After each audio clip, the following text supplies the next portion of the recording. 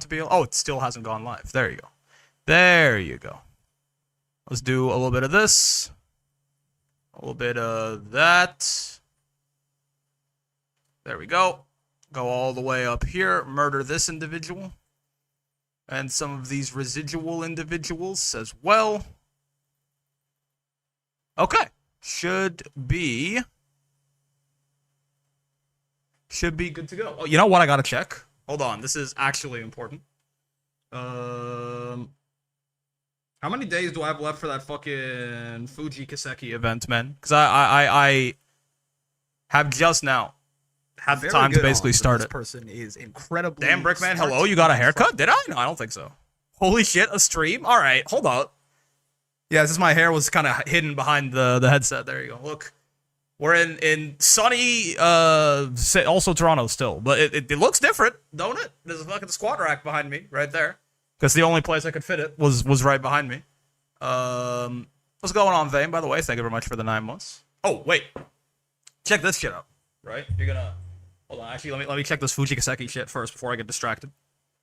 What does that shit end? Is it over already? Am I too late? Oh, Summon Cafe, real. Please tell me I'm not too late, bro. I feel like it shouldn't be over yet. I feel like that'll be unfair. Right? Like, I think that'd be, like, really fucked up if it was already over.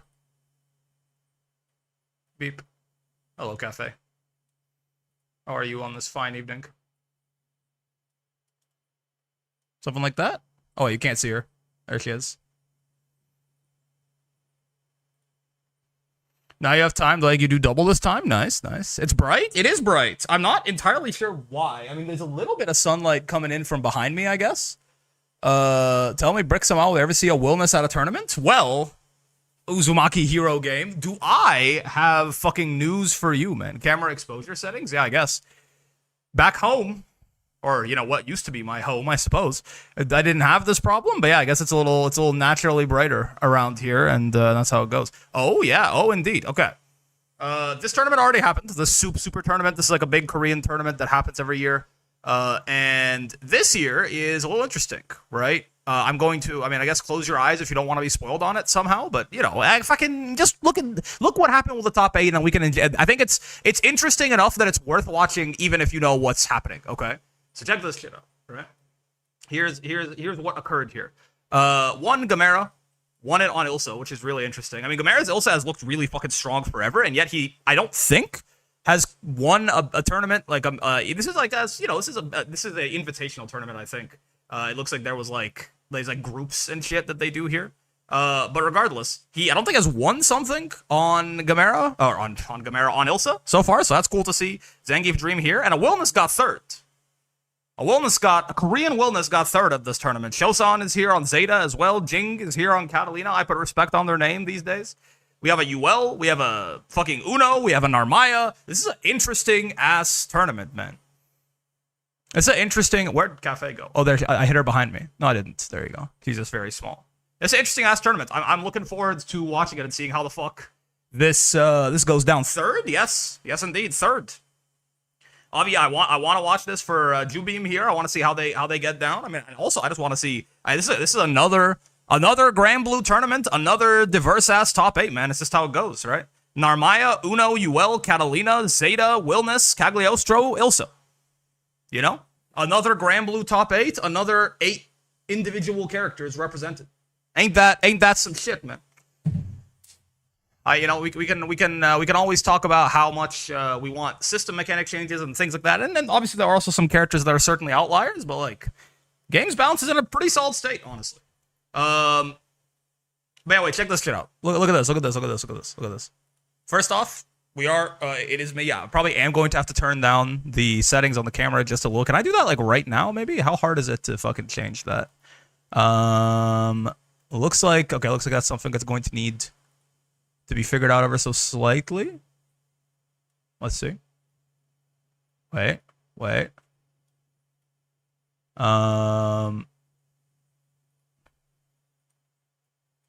Don't auto this. Let me change it. Like that? This is where we were before.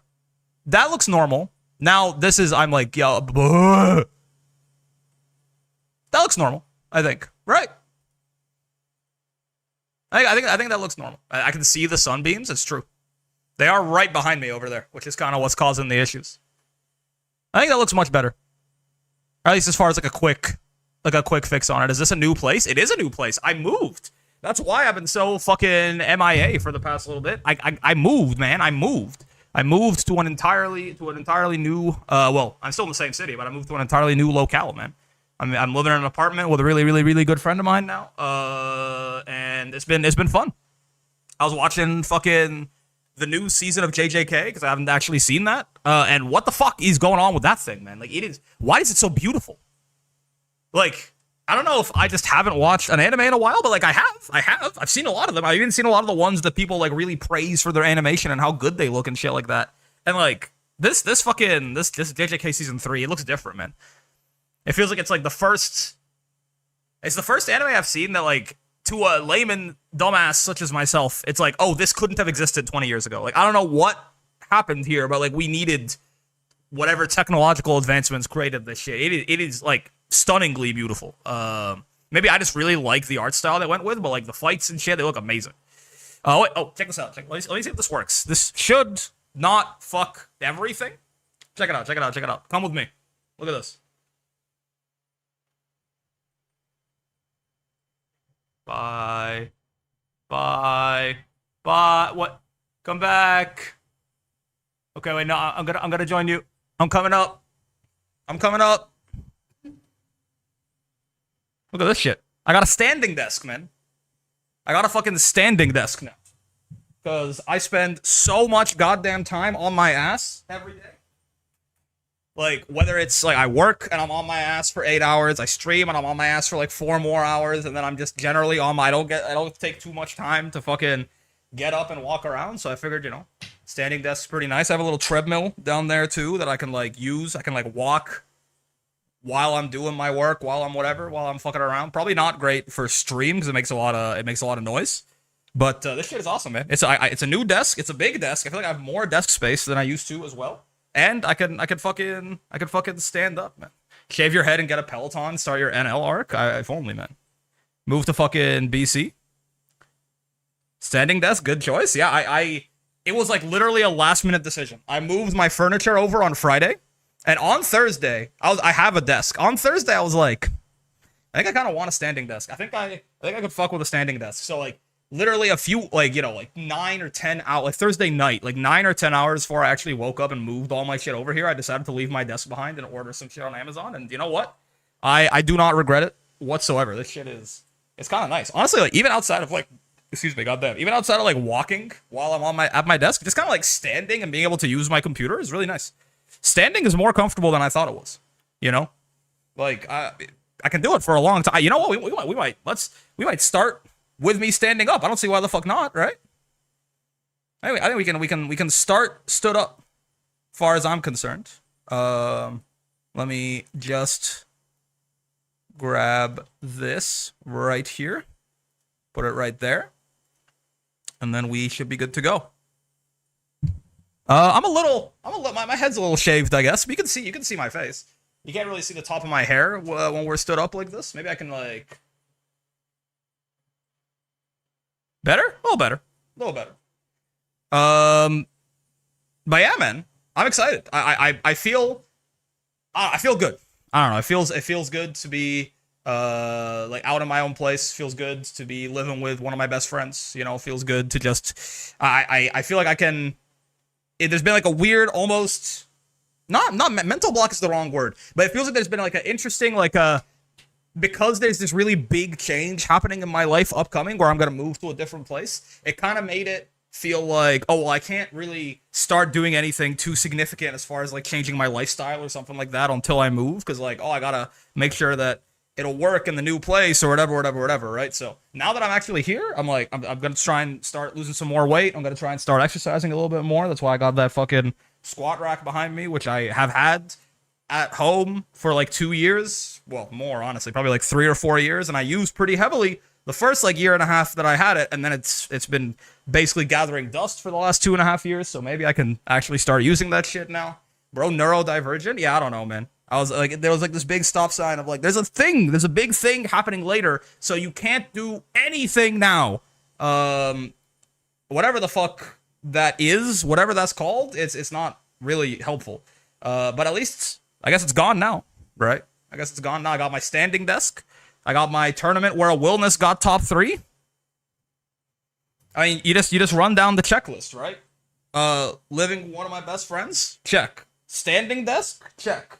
Fucking trying to like, you know, lose some weight, live healthier, have some exercise equipment? Check. Fix the exposure settings on my camera? Check. Tournament where a Willness got top 3? Life like this sure is sweet, huh? What a time to be alive. So let's see, man. Let's watch this shit. I'm standing up too. It's awesome. I'm curious because like again the result of this, obviously this is a foregone, well it's a foregone conclusion, as in it's already happened, right? Gamera wins this, Zangief Dream gets second, the Willness gets third, named Jubeam. I don't really know anything. Like I vaguely remember who's in the tournament now. I think like Shosan's in there on the Zeta. There's a UL in here. There's a there's an Armaya in here. There's a Uno in here. Elon, I know Elon. I've seen Elon at some tournament. One of the maybe this one last year, or maybe some Japanese tournament also. There's a Uno in here. Elon. There's a UL in here. I'm forgetting one person, but it's another. Listen again. Once again. It's another Granblue top 8. It's another entirely unique top 8 with no repeats. Oh, it's Jangon Catalina. Yeah. Right? So we've got, Zangief Dream on the Cagliostro. Doki Doki is the UL, I think. Shosan is on Zeta, of course. Gamera is on Ilsa. Elon is on Uno. Jing is on Catalina. Death Angel is the Narmaya. And Jubeam is the Willness, man. 8 characters. 8 players. 8 goats. I'm excited. Sad that Shosan couldn't win that Willness match. Guy's been on the grind a lot lately. I mean, I'm always happy to see a Willness win. The wall behind you looks different. Yes, because I'm in a different place. You may also notice, again, that I'm not sitting down. Like, I am standing up at my new fancy schmancy standing desk that I got. Watch this. Watch. Oh, wait, no, this is gonna take you to my crotch, actually. Let's not do that. I was gonna bring it down and not sit down. When I was like sitting down and I bring it up, that's like, oh, haha, it's kind of funny, I guess. But like if I'm standing up and I take the desk down, you're just going to get like a dick shot, which maybe is not the maybe not the best thing to be doing there. But yeah, I got a fancy standing desk. I'm in a new apartment. It's a great thing. TOS on first day back would be iconic. I am wearing pants. I am. So like that's better than most streams. You guys, I've turned a new leaf in the new apartment. Welcome back, Brick. Thank you. Again, yeah, it should be hopefully pretty stable as far as like there shouldn't be any like nothing is like no moves, no big trips or anything like that. Except for the one, right? Except on Wednesday.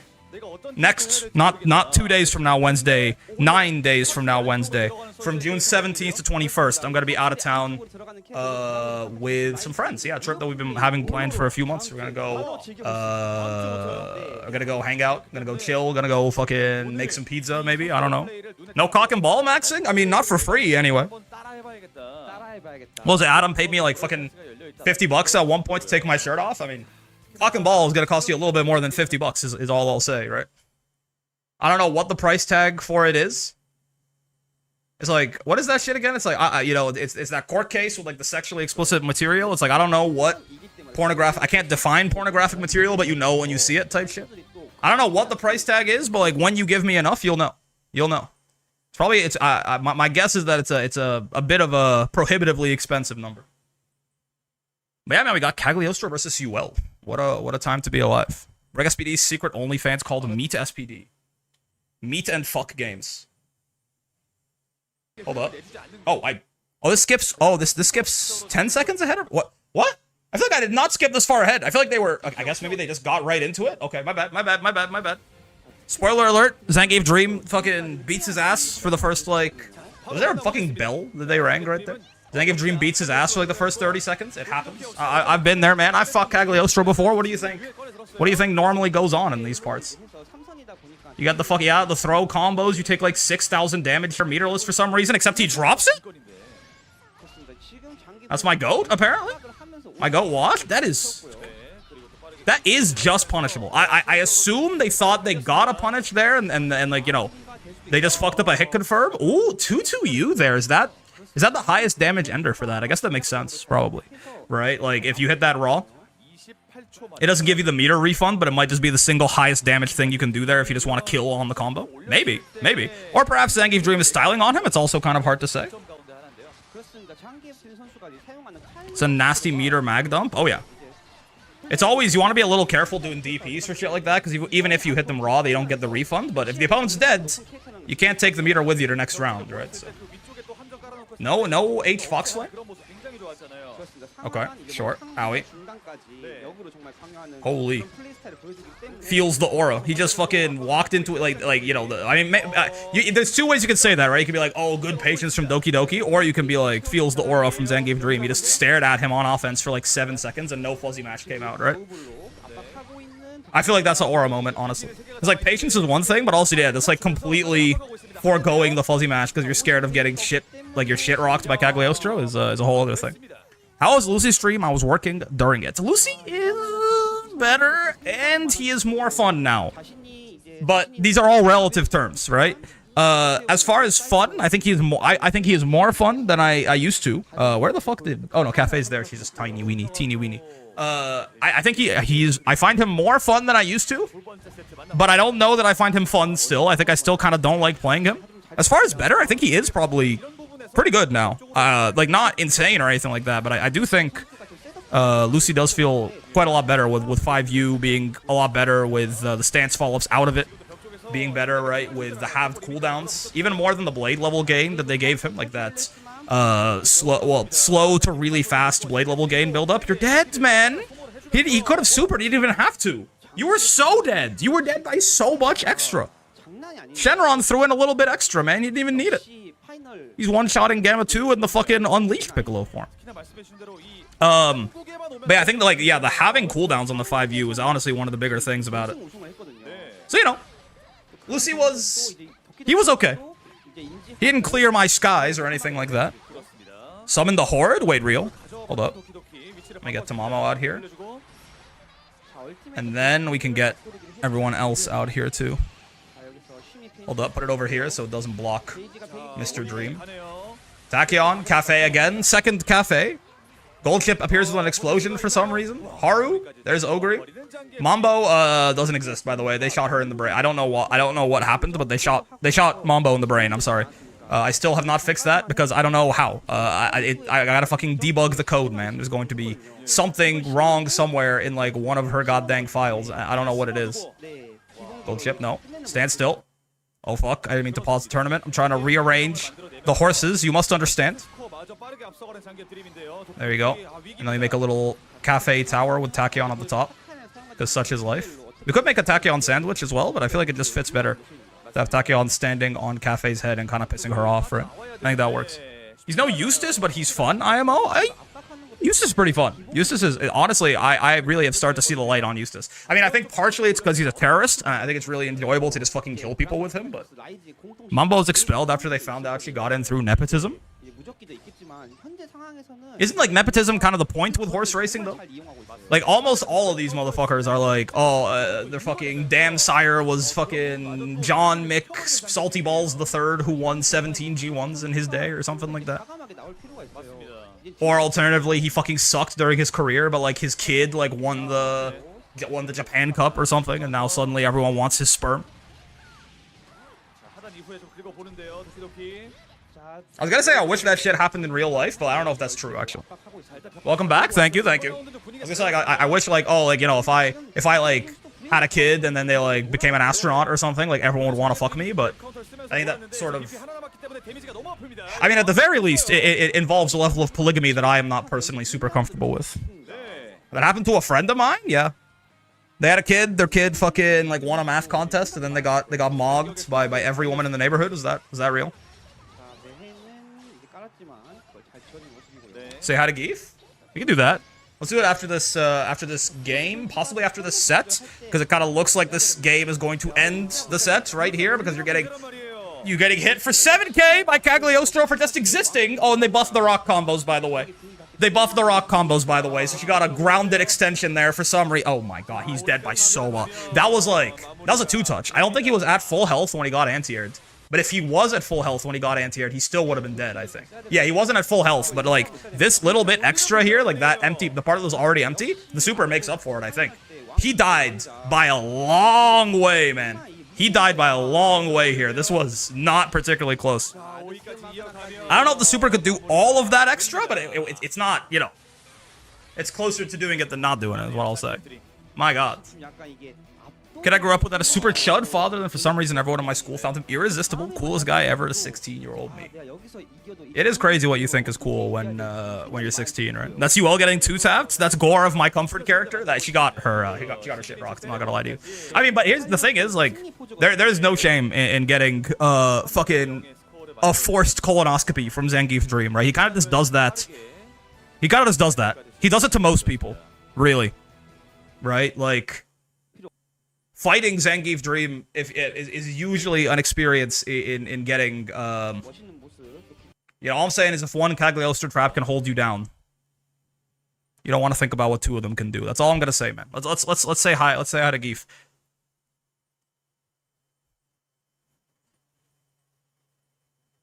Now, because you guys can like see me from way far out.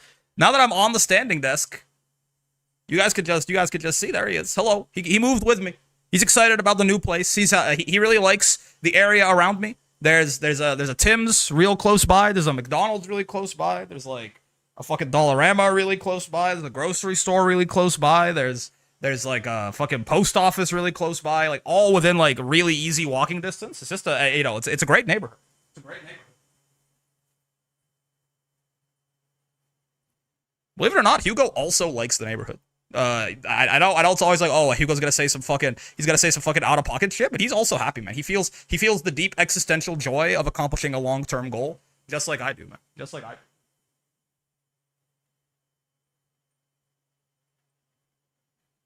Ogre is, of course, very happy about all the food options nearby here. I mean, what do you expect? I'm happy about it too, honestly. Except for the fact that I'm actually trying to lose weight. So it is a little dangerous. It is a little dangerous that at any point I could like go downstairs, walk for about 3 minutes. Like it's nothing, right? I can see them from my window. I go downstairs, I walk for about 3 minutes. I have a McDonald's, I have 2 burrito places, and I have a Tim's right there, right? A fucking Value Village too, which I think Value Village. What do you do with Value Village? It's like they got like they have these like drawers full of like jelly beans that you can scoop as well, but. The trick is micro-dosing an eating disorder. Honestly, like, on God. For real, on God. On God, for real, no cap. Ogre, no cap. I hit up a water fast on Saturday, where from like 6 p.m. on Saturday to 6 p.m. on Sunday, I just drank water. Maybe this is microdosing an eating disorder, but really the main goal with it was that over the move weekend, because, you know, like... That's macro dosing? No, I don't think so. Maybe. I mean, maybe I'm fucked. But the thing with the over-the-move weekend, when you're, like, tired and busy, all of your, like, self-restraint goes away. So I had, like, probably 100 from that Monday to that Friday. I had probably 100 McNuggets from McDonald's. I had probably a couple of liters worth of caramel churro ice caps from Tim's. Probably about 50 Timbits, a couple pizzas. Like it was just like you're tired and you're doing a bunch of shit. So like any sort of like willpower that remained for like not just eating all of the worst shit imaginable was kind of gone. So I was like, you know what? One of the interesting. I've done the water fasts before, and honestly, I felt pretty good leaving them. So obviously this is not medical advice. I don't fucking know, man. But yeah, you just kind of like it's just a nice reminder that every time your body it's not even hungry. It's like every time you go, I would like to eat something right now, is not usually because you're hungry. Like a lot of the times when you do that shit, at least for me, I eat when I'm bored. You know what I mean? Like eating is fun. Tasting yummy things is an enjoyable experience, right? So like, and that's fine. But like that is exactly what leads to snacking. So it's like a good reboot of like my willpower, you know, to spend the day ignoring it. Popsicles are a lead for this. Now that's an eating disorder. This is like chewing ice while you look at a steak. But no, for me, it's just a matter of, I don't know. For me, I think it's just like, yeah, like, you know, remind myself that not every time I feel a craving to eat something is actually hunger, right? A lot of the time, it's just it's like a habit. It's a habit that like the thing I want to do. The thing I want to do for entertainment is like have 3 donuts, and that's not necessarily the healthiest thing, right? If I'm not careful, I just won't eat, not because of any ED. I just forget to. Yeah, that is not for me. That is not me, man. Food is on the mind pretty commonly. How's the new place? New place is great, man. I'm having a great time with the new place. Let's watch another set here. I've had a great time with the new place so far. I've only been there for a couple of days, but like it's just a vibe, man. It's just a vibe. Popsicles as snacks, crazy return on investment. That's fair.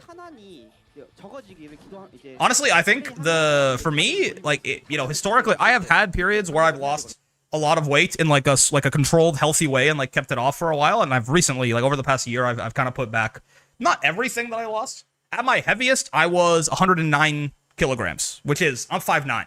Now, I feel like I'm a relatively. I feel like genuinely, I am like kind of a wide boy. Like even baseline, like even if I wasn't like eating a lot or so, like even just baseline, I think I know it's the I'm big boned. I don't know if I'm big boned. I think I do just have like a big build for my height though, right? So I think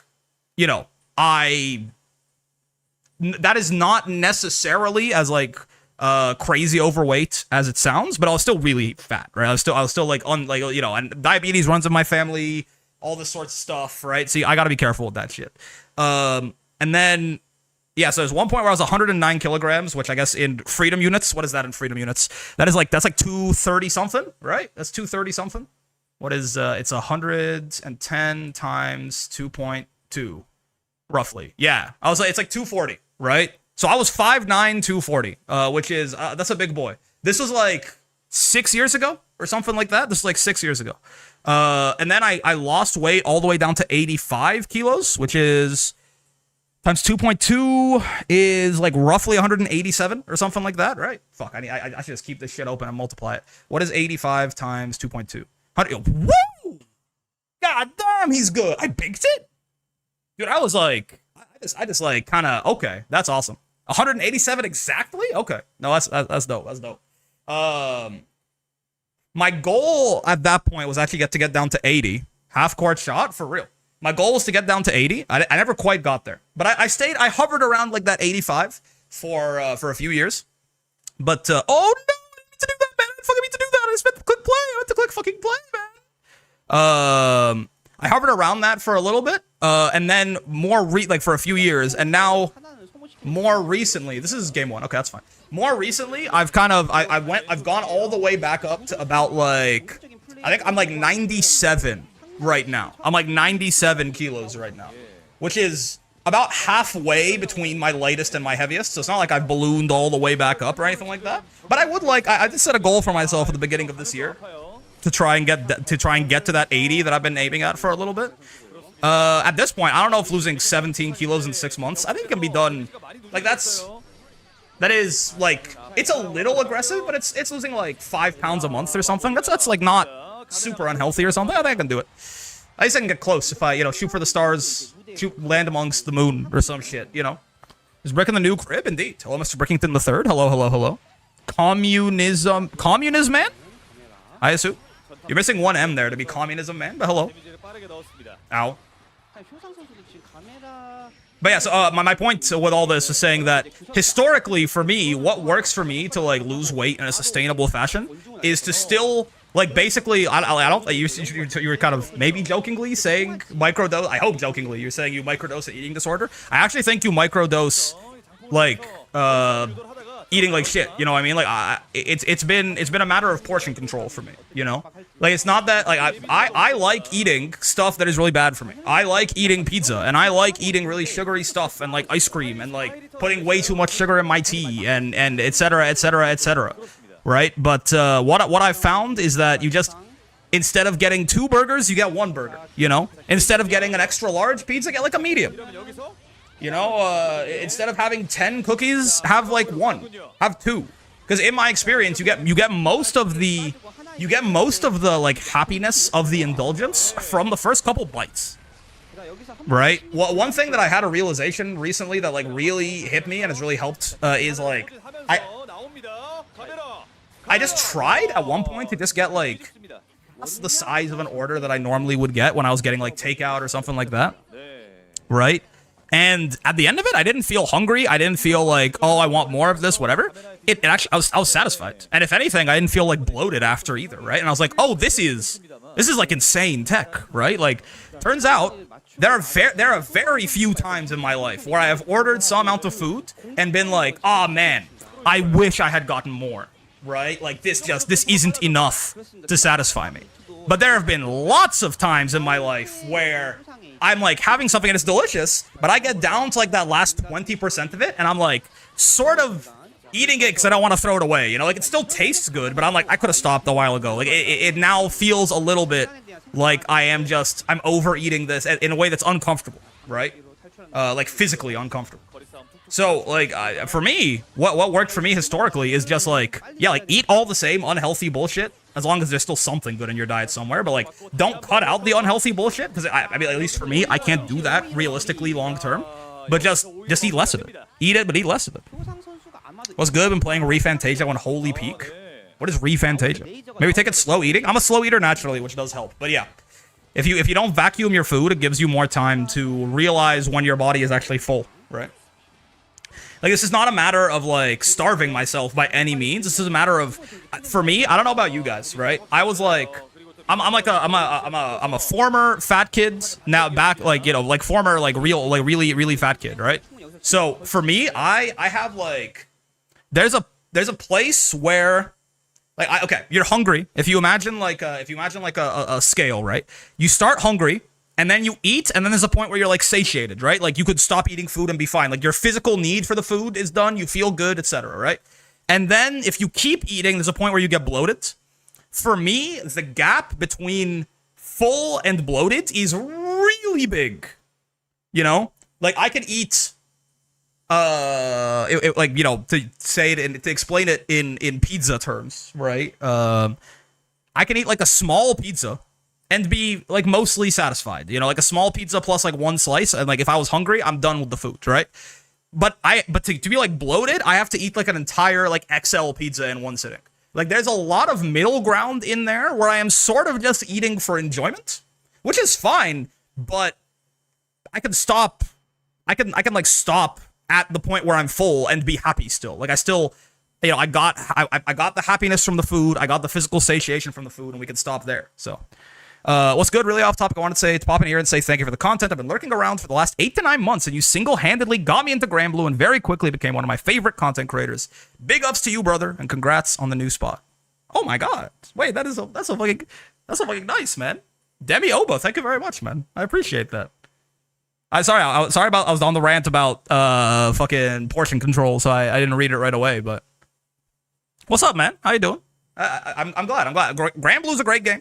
The more people who could play some Granblue, honestly, I think the better the world gets. This is this is my favorite fighting game right now, but this shit rocks. It's kind of awesome with it. I'm not gonna lie to you, and I'm glad you're enjoying the videos, man. I'm a little sad about the past week where I've been moving and like a lot of streams got cut and shit like that, but we should be back to relative normalcy until we get to June 17th, right? 22 months, by the way, Ophidian. Thank you very much. But yeah, my point is, like, I just stop when I'm full these days. Like, this is not a matter of, like, starving yourself and being unhealthy. It's just, like, stop when you're full and not when you're bloated. And for me, that is, like, a 2.5x portion diff. You know what I mean? Stopping eating the food when I'm full versus when I'm bloated, I can eat, like, double the calorie. Like, from hungry to full is, like, X amounts of calories or whatever, however you want to measure it. And then from, like, full to bloated is, like, 2x. So overall, from hungry to bloated is, like, 3x the calories I need, dead ass, right? Oh. What's your PPM, pizzas per minute? Last week, it would have been, like, it wouldn't have been a whole number, right? It wouldn't have been a whole number, but it would have been a significantly bigger fraction of one than it should be, probably. New background hype? Yeah, man, I'm standing up, too. Look, I'm fucking jumping for joy, man. Saves you a lot of money, too, on top of the calories? It's true, it's true. I fuck with your rants, don't let me stop you? Okay. No, I'm glad. It was just a very nice message, though, so I wanted to make sure you knew that I saw it, and then I appreciate you, man. Good shit, I'm moving. I'm surprised your audio sounds the same as your old spots. Yeah, that was something that I was worried about, right? Bro's a standing streamer now. I'm trying. Not, like, all the time. I'm gonna sit down eventually. Maybe when we actually play the game after we watch a tournament, if we fucking get there, because honestly, we're just kind of talking. But, like, this is kind of nice, right? I knocked my water over. It's nice, man. I'm trying to lose weight. Oh, I have actually, you know what? I have a competition. I have a contest with my roommate because both of us are a little bigger than we'd like to be right now. Which, like, by the way, I mean, okay, I guess I'm wearing. Like, okay, hold on. This is not the topic of conversation right now. I know. Why is my desk creaking? Oh, it's okay. It's that, guys. Like, I'm wearing like a loose shirt right now, but I'm kind of trying to like tie it back so it's a little tighter, right? Don't get me wrong. I would like to. I have like 30 pounds to lose, like pretty comfortably, but like kind of to sort of support what I was saying earlier. Like right now, what is 97 kilos in pounds? I'm like 215 pounds right now at 5'9". I feel like I don't look that fat. Like, don't get me wrong, I got some weight to lose, right? I'm not saying I'm fucking shredded by any means, right? But this is kind of like this is sort of my defense of the argument that like I think I am literally to a certain extent big boned, like genuinely. I know, right? But like despite probably being like close to 60 pounds overweight or something, I feel like I look pretty good. I'm not too like really. I'm not like too upset with how I look or anything like that. This is purely a matter of like health, right? This is purely a matter of like diabetes runs in my family, all this sort of shit runs in my family, right? And I want to make sure that I can build these healthy habits early on, because my body can handle being like me eating like shit all the time forever. But people got different builds. Big bones isn't always a code. It's kind of what I'm saying. Being healthy in your 30s, so you can be healthy in your 40s. Okay, hold on. There's nothing. I know. 30 is not old, right? My brother turned 30 recently, right? I'm not 30 yet. Okay, there's nothing wrong with what you said, Nixalion. You're right. Yes, you should be healthy early on, but I'm not in my 30s. I'm not in my fucking 30s yet. That's all I want to say. Okay, I'm 27.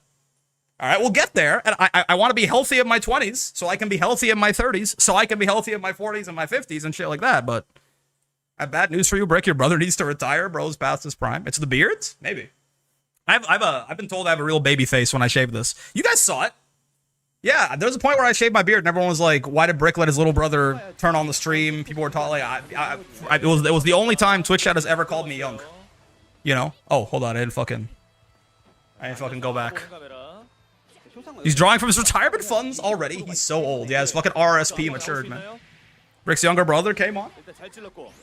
I like how I look with the beard, though. I'm a big beard enjoyer. Oh no, man! Why? How can she slap? Why did you poke? Genuine shell shock? I don't think it was that. Oh wait. Oh my god! Why is he dead? Insane title. He still got it. Why is he dead? Dude, Ilsa gets so much damage off her raging strike conversions, right? Like I know this is a use. Oh my god! I mean, that starter is a big. That starter is a big fucking reason as to why he died, right? Look at this damage from this one fucking move that he eats right here. Oh! What the fuck is that? That's like 3.5k. What does that fucking thing do when you tech input it? It's 3.3, right? I think it's 3.3 when you tech input it. That is an insane amount of damage. But then, yeah, she just gets so much damage off her Raging Strike conversion, right? Like, he's going close H, Raging Strike, Raging Chain, close H, Raging Strike, Raging Chain, right? And then, because she gets to do this. She gets to go close H, Rekka. Combo limit hits right here, right? But all of Ilsa's Rekka counts as one move for combo limit. This is not the case for every Rekka, by the way. Like, Seox Rekka, this doesn't work like this, I'm pretty sure.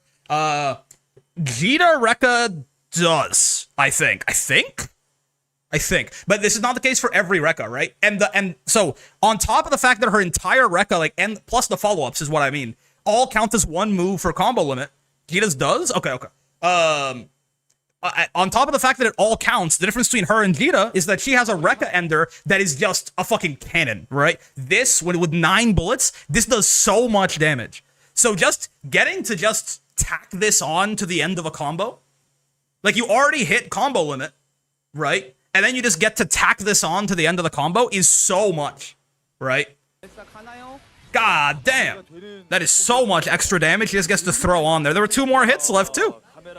This is post-use skill damage nerf too. Yeah. You're right. It would have done even more, obviously, before Versucha patch, but that's... Brick about to go on a near arc. Any advice on an A-rank player? Honestly, no. Like, well, okay, not for near specifically, right? I'm a fucking A-rank near myself, probably. If you know, if we have to be honest. Like, as far as near knowledge, I'm just kind of rocking with fundamentals where possible.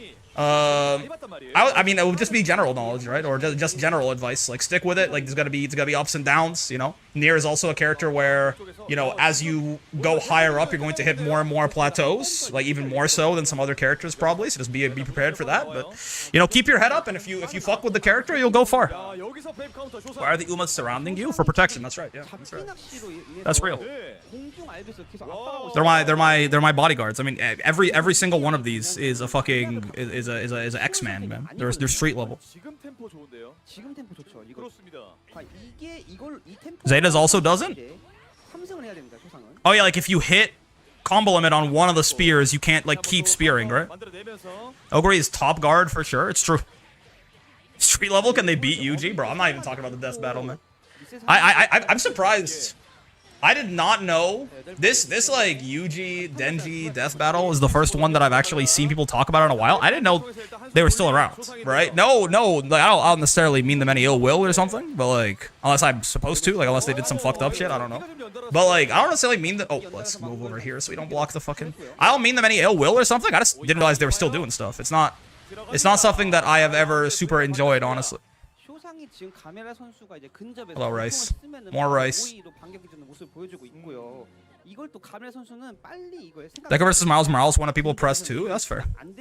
Seen the new Stellar Blade trailer for genuinely awesome non-Gunnar reasons. You seen the new Stellar Blade trailer for genuinely awesome non-Gunnar reasons, like actually lol. What do you mean? I actually don't understand what that sentence says, unfortunately.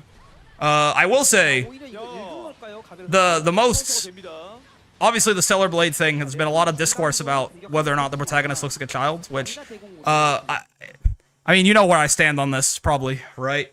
I don't think there should be any shots where your protagonist in your hyper-sexualized game looks like 12, because there are some. And everyone, like, yes, she looks totally normal in some shots, but like, there has to be none. Like, it's not like, oh, well, you know, in over 50% of the shots, she looks like a young adult, and therefore it's fine. It's like, no, there should be none shots where the extremely sexualized character looks like they haven't hit puberty yet. You know what I mean? There should be none shots where their face looks 13, actually. Like, there should be none shots like that. Like there should be, you know, really, I feel like it's not crazy to aim for 0 on that. I feel like it's not crazy to aim for 0. You know? It's a Stellar Blade. I just come to accept the goon. Now, it's one thing to goon. It's another thing to goon, I mean, to something that looks underage, right? That's kind of my point. And oh fuck, I hadn't even considered that. Yeah. You know, the whole gooning shit, we can talk about that. Like, that's a whole other thing, right? It's like a different thing when we're taking a bold stance here. Let's see how it pans out for him. I high-key agree. I mean, like, the one thing that is crazy is that it kind of, the amount of people who I've seen defending this, like some of them are, obviously there's like the same crowd as always, the same guys that are mad about there being a woman in God of War now, the same guys that are always mad about everything, right? Like Asmongold and his army of like little fucking goons, right? But that's not all the people who I've seen defending this stuff. Because, like, yeah, okay, sure. Yes, the people who are literally pedophiles are okay with the pedophilic game, right? I'm not surprised by that. There's also been people who are, like, weirdly generous about it, who don't seem to be, like, basically right-wing grifters. I don't really understand why, but, you know. I think we are allowed to hold game studios to a standard of none shots where the character looks like a child. Call me crazy. Call me crazy. Tournament tangent? Yeah. I don't know. Is this first match or the second match? Gamera and Shosang. The first match was Zangief Dream and Doki Doki, who was on the UL. And Zangief Dream kind of ripped him in half. I personally like watching full-grown women. Apparently a fucking hot take these days. Who would have thought? Who would have fucking thought, man? I don't think we need to be like, yeah, but guys, in some of the shots, like, see, look at this. People are cherry-picking shots. Like, in this shot, she looks normal. It's like, brother, again, this is not like a thing where it's like we're taking, oh, well, if the plurality of shots, she looks like she's of age, then it's fine. No, it's like, it should be 0. Like, am I crazy? Like, am I fucking losing my mind?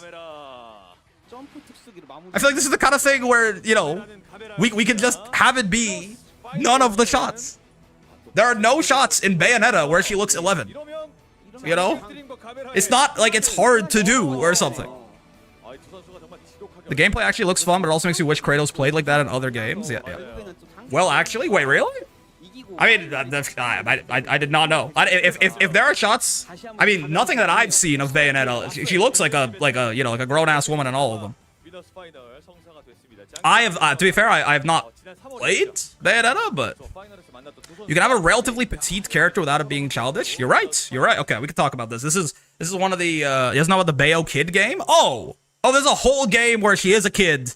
I would hope that maybe she's not taking her clothes, like her hair, attacking with her hair. That is also her clothes or something. We can talk about this. This is a very common thing. Yes, that's correct. Petite women, right? Short women, women with like, you know, small breasts, whatever. Like they exist. It's not. That's not what people are fucking saying, man. There's a very big difference between a short woman and a child. Like facial features are different, brother. Right? No one is saying, oh, they don't have giant tits and they're not 7 feet tall, right? So it's a kid. No. Like, it's the face. Facial features. It's not the fact that they're petite, right? Kids look a certain way and adults look a certain way, right? And it's somewhat to do with the animification of it, right? Like really big eyes, like smaller face, whatever. Like this is what babies look like. Like as you age, your eyes become a smaller proportion of your head. You know, like you look different, right? You look different. That's still stupid. What is still stupid? There are no shots in any Bayonetta that make her look underage. It's not what I'm saying, right? It's not what I'm saying. So I agree. Yeah, absolutely. It's not a matter of like, oh, well, she doesn't have fucking E-cup tits, therefore she's a child. That's obviously not the point, right? Replying to Uzu? Talk about the... Wait, what? He's replying to you. People are so stupid. I watched the Stellar Blade trailer for better and more reasons over you. Also, if you think the character looked like a kid, you're very foolish? You think so? Listen, Midnight, I feel like you are often on the, like, not the wrong side at least, but you're on the other side of me with regards to some of this shit, which I am... Brother, there are shots where it, like, again, it's like, oh yes, in some parts of the trailer it looks fine, in some parts of the trailer it's questionable. I feel like it's okay for it to say that it should just never be questionable, right? Like, am I crazy, or is it like is that not one of the things that should be top of mind when we're making a hyper-sexualized character? Is ensuring that they look mature at all I feel like that'd be like one of the most important things, right? Like, should that not be like priority number one? The devs themselves explicitly said she was meant to look young, and it's not just assumptions. The devs have said that. Yeah, like, am I crazy? Like, what do you mean you're very foolish? Have you not seen a child? It's also crazy to see people who are just like, oh, I hate how people infantilize Asian women. Bro, this is just what Asian women look like. And it's like, no, bro. Like real Asian women are saying, like they're like, hey, I'm 20, I don't look like this, right? Like, what do you mean? Like people like fucking like, you got like white guys saying like, oh, bro, I hate how we infantilize Asian women. Asian women just normally they look like this, they just look younger, man. And that she just looks like an Asian woman in her early 20s. I'm like, nah, man, there are fucking shots where she looks like not. It's not even remotely close, right? If you think it's foolish, I got news for you, man. Honestly, I don't know. I'll join you halfway that it looks normal in some of, and maybe even a lot of the shots. It looks normal, right? She looks like an adult. But like, again, is it crazy to say that there should be a 0% incidence rate of underage looking? I don't know, man. I feel like I'm losing my mind. Like, the fact that this is like a debatable topic these days is wild to me. Like, how are we becoming so desensitized to this? It should be something that we are, like, so icked by that we, like, any even whiff of it makes us, like, really uncomfortable, right? I would think, right? There should be something that we are, like, it is so, like, the idea of it should be so disgusting that even the blurry image of it in the distance should make us very wary, right? If it's debatable whether or not the fucking hyper-sexualized character looks like a kid, we're too far. We're too far, right? It shouldn't be a debatable topic. It should be a, no, yes, that is definitely right? Like, no, that's definitely always an adult. This should not be like a hard thing to do. This should be the fucking minimum. How are we so desensitized to it that we're like, I don't know, this discourse about maybe they're sexualizing a child is kind of stupid. It's like, what the fuck are you talking about, man? Like, am I losing my mind? How are we getting more desensitized to it post realizing that there was genuinely, literally, a worldwide child trafficking pedophilia ring? Like, how does that come out and be like real news, like proven news, basically? And after that, we get less suspicious about child sexualization. How is that the world I'm fucking living in right now? What are we doing?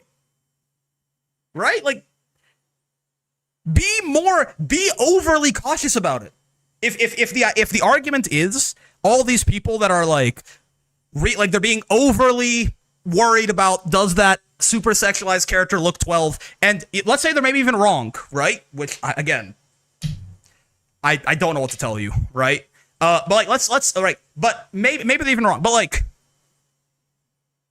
that's okay. Like that's good. Like you should be overly suspicious and overly cautious about fucking child sexualization. Is that crazy?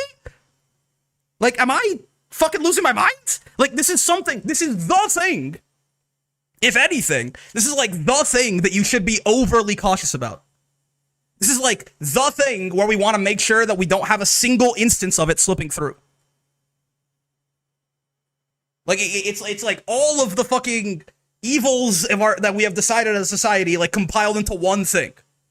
Right? So, like, the idea that it's like, oh, well, if you think it looks like a kid, you're an idiot. It's like, bro, even if we're wrong, like, this should be something you are overly suspicious of. This, like, even if you're overly suspicious and therefore maybe you, like, start questioning something that's not actually that's a good thing. That's do it, right? The problem is being like, it's probably fine. Whatever, who cares? Who cares? I don't know, man. I literally got nothing. I got nothing. I don't know what to fucking tell you, right? Like, it should be, I don't know, man.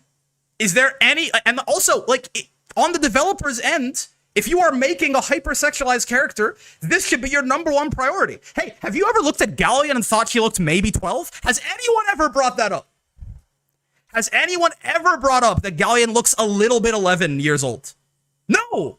Obviously, because she fucking doesn't, right? And it's not as, it's like, so women can't have small tits. Shut the fuck up. That is literally, at this point, if someone says that to me, it's a dog whistle, okay? I'm not gonna lie to you. If you want to misconstrue the argument that badly, that you're like, so I guess any woman with a petite build is just a kid now, then it's a dog whistle at this point. Genuinely, I'm not gonna fucking hear this out anymore, because that is never, ever, at no point, right, for example, in all the Stellar Blade discourse, has someone showed, like, a shot of her, like, tits and been like, that's a kid. It's always the face, man. It's the face. It's the fucking face. Is he rage baiting himself? No, man.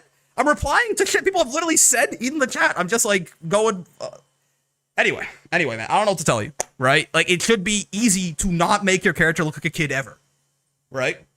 Oh, and by the way, right? Like, call me fucking too woke, right? I don't know if this is like, but like, if the idea is like, no. She's supposed to look like 20 because she's a 20-year-old, like, she's a 20-year-old girl. But like, again, I'm sorry. Like, to me, like, a 20-year-old is not a fucking adult. I'm sorry if you're 20, right? But this is the other thing too, is like, if it's like, we aimed for 20 and we landed on 16, it's like, all right, maybe aim older, right? Like, maybe aim older anyway. Like, if you're going to make something incredibly hypersexualized, maybe just aim 20 as an adult now. How old are you, Midnight? I'm not saying legally. I'm saying have you talked to a 20-year-old recently?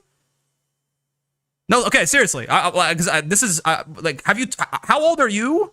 And then also, when was the last time you talked to someone who was 20? I'm not saying legally. I'm not saying, like, because people always like, oh, well, bro, you want the age of consent to be 75? No, man. The law should not be the only thing that determines your fucking morality, okay? If I'm 27, okay? If I started dating a 20-year-old, you should be suspicious of me. Right? Like, I'm 27. If I started dating a 20-year-old, that's legal, right? There's nothing wrong with that. That's a little creepy. Me and that woman will be in like such different stages of like mental development, right? Do you have any idea how much stupider I was when I was 20 than I am now? And I'm still dumb, right? So I'm not saying like, oh, the age of consent should be 65. I'm saying like the law should not be the only thing that dictates your morality, you dumb fuck. Right? Like just because it's legal does not mean it's like super cool, you know? It's like there's like a secondary point here of like, oh, well, we were trying to aim for like 20 and maybe we went a little too low. It's like, I don't fucking know, man. Maybe aim a little higher next time. If you're prone to fucking swinging and missing and having a 5-year like box graph on how old your shit is gonna look, I don't know. Aim for like 30. I don't fucking know, man. Figure it out. It's not a mistake that should be made, and it's not something where the mistake gets made and we should be nonchalant about it, right? You should be angry about this. This should be the kind of thing that angers you. This should be one of the things that angers you the most. If you are nonchalant about this, I think your fucking wires are a little crossed, man. So, like, whatever. I've talked about it for long enough, right? I've talked about it for long enough. Let's keep watching the tournament. But, like, it's just, this is genuinely, it's one of the things that frustrates me the most, is how nonchalant people are about the idea that maybe there's some child sexualization going on, right? This should be, you cannot be angry enough about it, actually, right? Especially in the world we currently live in, where it's like not even conspiracy theory anymore, right? Like where the idea that like, and it's not just for the fucking Epstein shit, by the way, like all of the confirmed like child predation that happens in like the music industry, in the acting industry, in the whole world. Like it's a real ongoing problem. It is not, no one is barking at the moon here. No one is fucking jumping at shadows, right? This is a real, present, ongoing problem that is affecting lots of people all the time. So if this is not a thing that gets you going, if this is not a thing that gets you angry, what the fuck gets you angry? Is it the people complaining about the child sexualization? Because if the people that are even, I'm gonna be in the least generous light here, if the people that are too wary and too cautious and too critical, right? Let's say they're going too far. If people who are too wary and too cautious and too critical of child sexualization, if those are the people getting you mad, you really need to take a long, hard look in the mirror about the state of the world right now.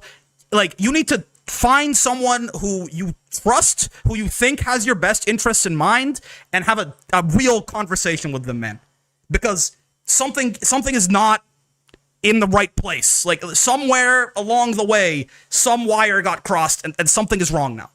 Right? If the people upsetting you are the ones who are doing, like, that, who are actively upset and cautious about children getting sexualized, you need to take a good fucking long look in the mirror and figure out why the fuck that is. Right? Especially, always, by the way, but again, especially in this fucking state of the world that we live in right now. Okay? Okay. Okay? Okay. Okay? Okay. Okay? Okay. Let's fucking watch the tournament, man. Shit is crazy. What are we angry about? It's a long story, man. You could the beauty of YouTube is you can go back in the VODs and see it. It was like fucking 30 minutes. Oh man.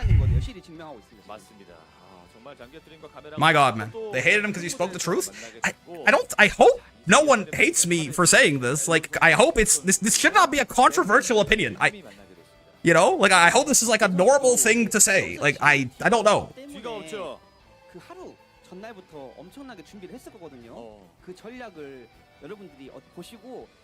Oh man.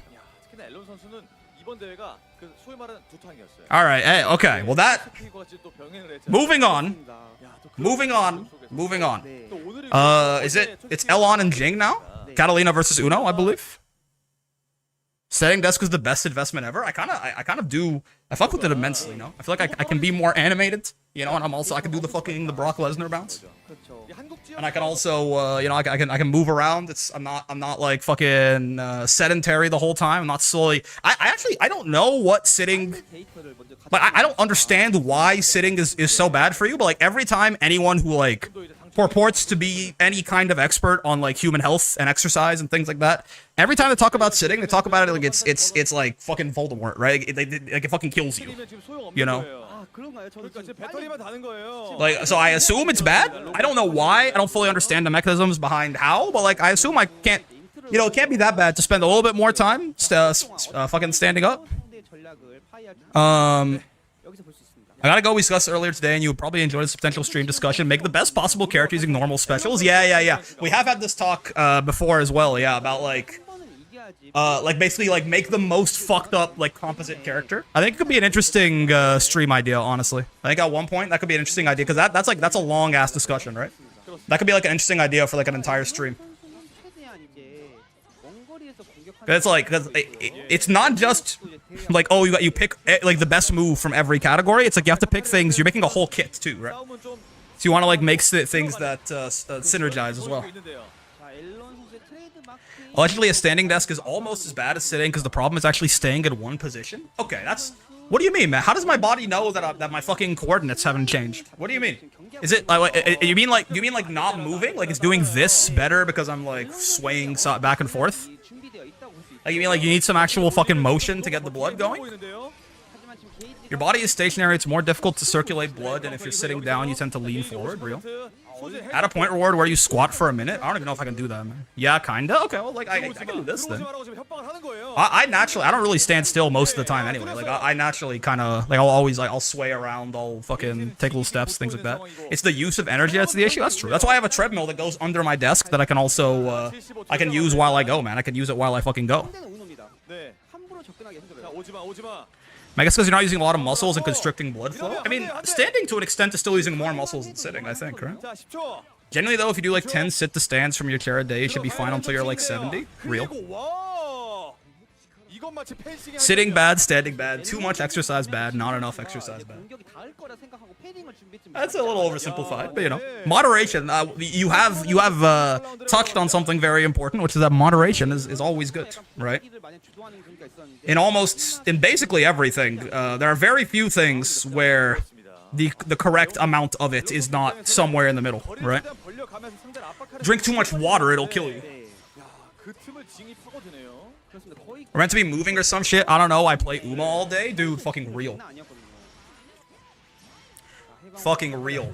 I got so pissed when I started running and immediately people were like, you know, that's bad for your knees. Honestly, man, can I be real with you? I kind of love when people say that running is bad for your knees. Because I don't like running. I don't really like have any sort of value judgment on it myself, but it gives me like a good excuse to be like, you know what, for my cardio, I'm gonna walk. Because yeah, I just don't like running, and I can like cope in my head, and I can go, ah, well, the walking's probably better anyway, because running is bad for me or some shit. It gives me like a nice fantasy to live in, so I'm going to continue, whether or not it's correct. I'm being honest with you. What? Oh, nice, dude. Whether or not it's correct, I'm gonna keep believing it. Running's really high impact. It's one of those things you have to work up to. Going from never running, trying to do a 5K, you're gonna fuck your knees up. Yeah, that's fair. Oh, can I say, by the way, I've been reading Bleach recently, dude. What the fuck? I now understand. And listen, I understand. If I am familiar with the general discourse around Bleach, I'm going to say that I am currently in the Soul Society arc, and people always say that, oh yeah, like it peaks at the Soul Society arc and then it kind of falls off. I feel like that's the discourse I heard around Bleach for like 15 years. It's like, oh, Soul Society arc is so good and everything after that is kind of mid. Maybe that's true, right? But right now, my ass is in the Soul Society arc, and oh my god, man. What the fuck? This shit is cinema. I've been, you know, for lack of a better term, I've been drinking Bleach, bro. I have been drinking Bleach. I've been loving Bleach. I've read like 130 chapters in like 4 days or something like that. With like, by the way, with very little free time. Like I don't have really any free time. All of my free time has been reading Bleach. I fucking love it. You should see a doctor about that, man. Nah, man, drinking Bleach is great for me. I got my standing desk. I got my Bleach in this fucking non-branded can of soda, which is actually Bleach. You're gonna have to read like 5 more Soul Society arcs in the Ninja War arc from Naruto. Honestly, I'll take that. That's a decent trade-off. But this shit is amazing. Like I like all the characters, which is rare. Like I genuinely care about what happens to like most of the, even like the side characters. Like, obviously, you know, Ichigo's cool, whatever, right? But like, you know, fucking Orihime, Uryu, like Chad, even like fucking Keigo, like his random ass like high school friend who just kind of like cries all the time. Like I fuck with him, right? Like fucking obviously Abarai. I mean, he was awesome, right? Renji, like everyone fucks with that guy when he shows up. I assume he's got a really nice story. Rukia obviously is great too. Like you know, even like fucking Uru, the little girl with the fucking Gatling gun, or like Don Kanonji, like fucking Mr. Bo, ha ha ha ha. Like everyone is just cool, and like I genuinely enjoy them. Like there's some good shows, especially in like early parts, where like I like the show, but like they have like a problem where there are like 2 or 3 characters that I really love, and then when they're not on screen, I feel like I'm waiting for them to come back on screen, right? Bleach does not have that. So far anyway, Bleach does not have that problem. Like I kind of just fuck with everyone. We'll see if it drops the ball, but like this early part is so good, man. And then besides like good character writing, I feel like maybe it's just me still being frustrated from Invincible, but like I like the power scaling as well, right? Like I feel like it actually, the power scaling so far at least, it feels like it respects like different, you know, like the fact that there are big power gaps and people who are supposed to be powerful feel powerful, and they're not like randomly getting like fodderized. Ichigo's a special little boy, of course, so he like randomly jumps up like 3 tiers of power mid-fight. This is somewhat to be expected, and like it's, at least there's an attempt to explain that like it happens that way, right? Yeah, like Kenpachi, bro, I just saw the fight, maybe the first fight. I don't know if there's more, but like I saw the first fight between Kenpachi and Ichigo, and it's like when he fucking runs up and cuts him, and the sword like doesn't go, like it doesn't get through his fucking aura, and he's and like Ichigo's hand starts bleeding, and he's like, yeah, well, you know, do you want me to explain why that happened to you? Right? When two sources of spirit energy clash, the weaker one takes the damage. So, you know, in short, your like maximum output, like your fucking the blade that you have honed with your spirit energy to its maximum is weaker than the spirit energy leaking out of me unconsciously. Holy fucking aura, man. God damn. And then he finally cuts him, and he just smiles at him, and he's like, I knew you could do it. And fucking Ichigo cuts him, and it's like, I fucked up. Like it respects powerful people feel powerful. Right? Which is important, because that's like, now it actually makes me feel like, oh, like, okay, if there's like a captain on screen, I gotta sit my white ass down and listen, right? Because it has been established that these guys are powerful and like a problem, right? So like when someone, especially when someone who isn't Ichigo runs into a captain, it's like, oh no. Right? It's like, oh shit. And there's never a point where it's like, oh yeah, well, actually, even though we said captain's really strong, now they're randomly getting like fodderized by whoever, right? It doesn't happen. But then also one thing that I really, I feel like I can't put into words in like a good way, but it's one of those like, you know, when you see it kind of things, it's, the manga is cool. Right? The manga is cool to me. The manga is cool. You know, I feel like it's got like it's a style to it, in the way that it's drawn, in the way even like some of the chapter covers and things like this, right? It's just cool. It's got it. I don't know what it is, but I know it when I see it, and it kind of has it, right?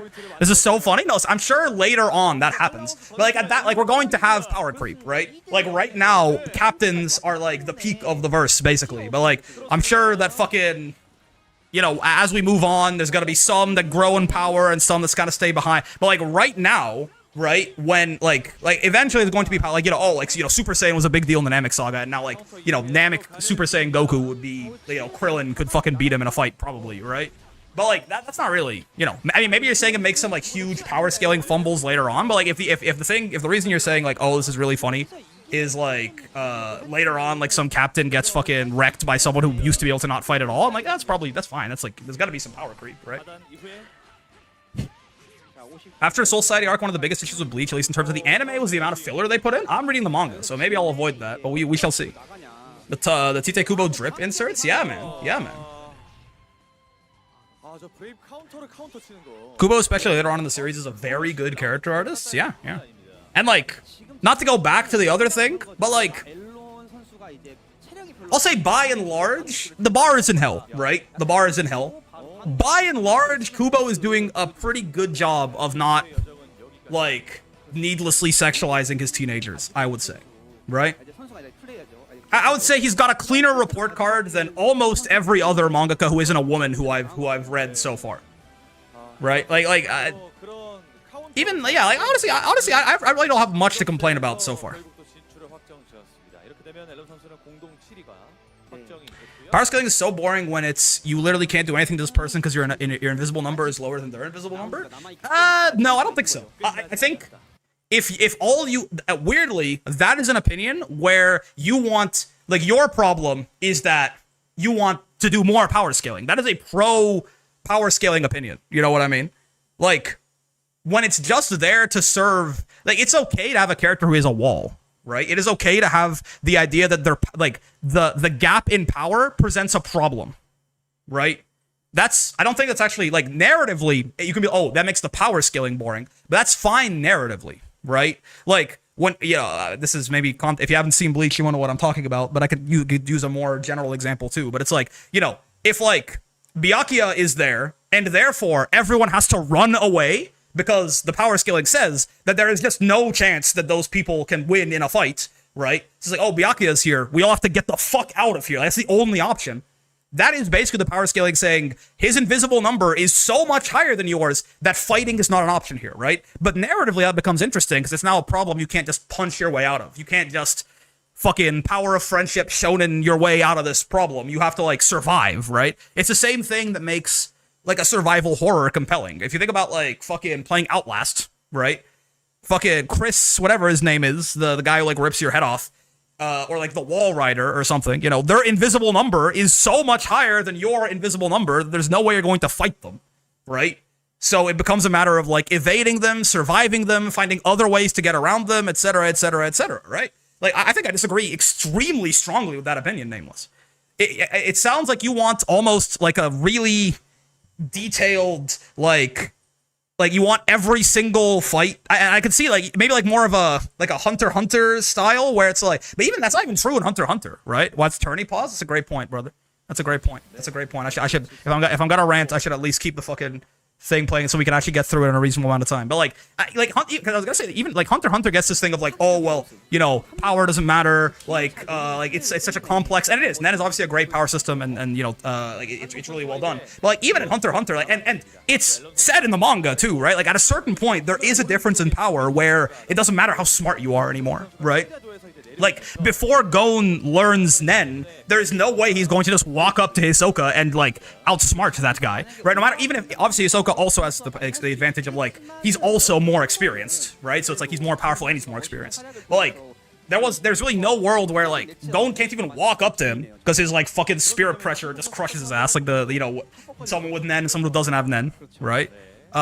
Like, there's no, even if Gon was fucking Netero level experience, you can't really, like, the Netero Meruem fight is, like, exactly that, right? Like, at a certain point, there is a power difference where strategy doesn't exist anymore, right?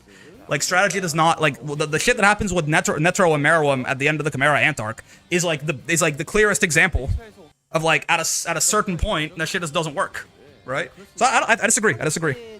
JJK isn't just numbers, it's technique, like how Maito is strong, sure, he counters a lot of people with disability. I mean, Vane saying I'm surprised more people haven't just stolen Nen verbatim. Honestly, Gege basically did that shit, and it was a good choice. It was a good choice, right? Cursed Energy is sort of like, he took Nen and he rotated it 15 degrees and did it a little worse. That's not his fault, I think it's still good. Like, why not, man? Why not? Don't reinvent the wheel, yoink and twist. But anyway, I feel like I'm okay with the idea of, like, this person's invisible number, if you want to say it in the most condescending way possible. This person's invisible number is so much higher than mine that I can't fight them, right? I think that's that because unless you want all of your narrative to entirely just be about combat, right? The idea that there are some things like, I'm a fucking Pathfinder GM, right? I'm a Pathfinder GM. Sometimes I give my players fights they're not supposed to fight, right? And the idea, like, if I throw, like, if my player's level 5 and I throw a level 12, like, black dragon at their ass, and, like, the idea is they're supposed to not fight that guy. They're supposed to placate him. They're supposed to try and escape. They're supposed to try and, like it's a puzzle, right? Like, it's not, and obviously, like, in this case, he's restricted in certain ways where he can't just insta-kill them all, right? Like, but the point is that you're not going to walk up to that guy and fight his ass, right? That is also a valid narrative thing. Just like, I can't fight this guy. That's like the entire Namek arc, man. As a D&D GM, sometimes you throw a massive monster at them to remind players of the stakes, the depth of the world. Yes! That's a really good way to see the depth of the world, right? And that shit happens a lot, like with these, like when it's just like, oh, like fucking Ichigo swings his sword at Kenpachi and it can't even get through his skin, right? Can't even get through his aura. The point of that is not, well, this character has a power of 10,000 and this one has a power of 2,000, so he just wins. No, like, yes, literally that's what's happening, but the point of it is to remind you of the immensity of the world, right? Like, when fucking Luffy is on Sabaody and Kuma, like, you know, fucking scatters the Straw Hats to the ends of the earth, and he's not even the scariest guy there, Kizaru is just standing there and being held off by Rayleigh. Like, the point of all of these, like, impossible power differences is to point out that the hero is not ready yet, right? That they have growth to do. This EX or normal Narmaya? Looks like EX. Brick also plays TTRPGs. How base can a man become? I fucking love. Well, I've only ever played D&D and Pathfinder 2nd Edition, and, well, I played Fabula Ultima as well. I played a little bit of Call of Cthulhu. I want to play Lancer. I feel like I would love Lancer, but I've never tried it. I hate hockey so much. Devil Fruits were much more interesting, for sure. I think hockey is an interesting companion piece to them, because, like, what do you do about Logias, I guess? But, yeah, I'm not, I like Devil Fruits more. I'm not going to say that I'm going to say I hate it, but I certainly like Devil Fruits more than hockey as a power system, for sure. Like, even within his own manga, right? It's not a fan of giving hard numbers. Some form of power scaling will happen in most stories regardless. Yeah, I mean, it's sort of like, power, like, even in, like, non-battle manga, right? Like, the idea, like, power scaling is basically just giving a clear idea of, like, how difficult the task ahead of the hero is, right?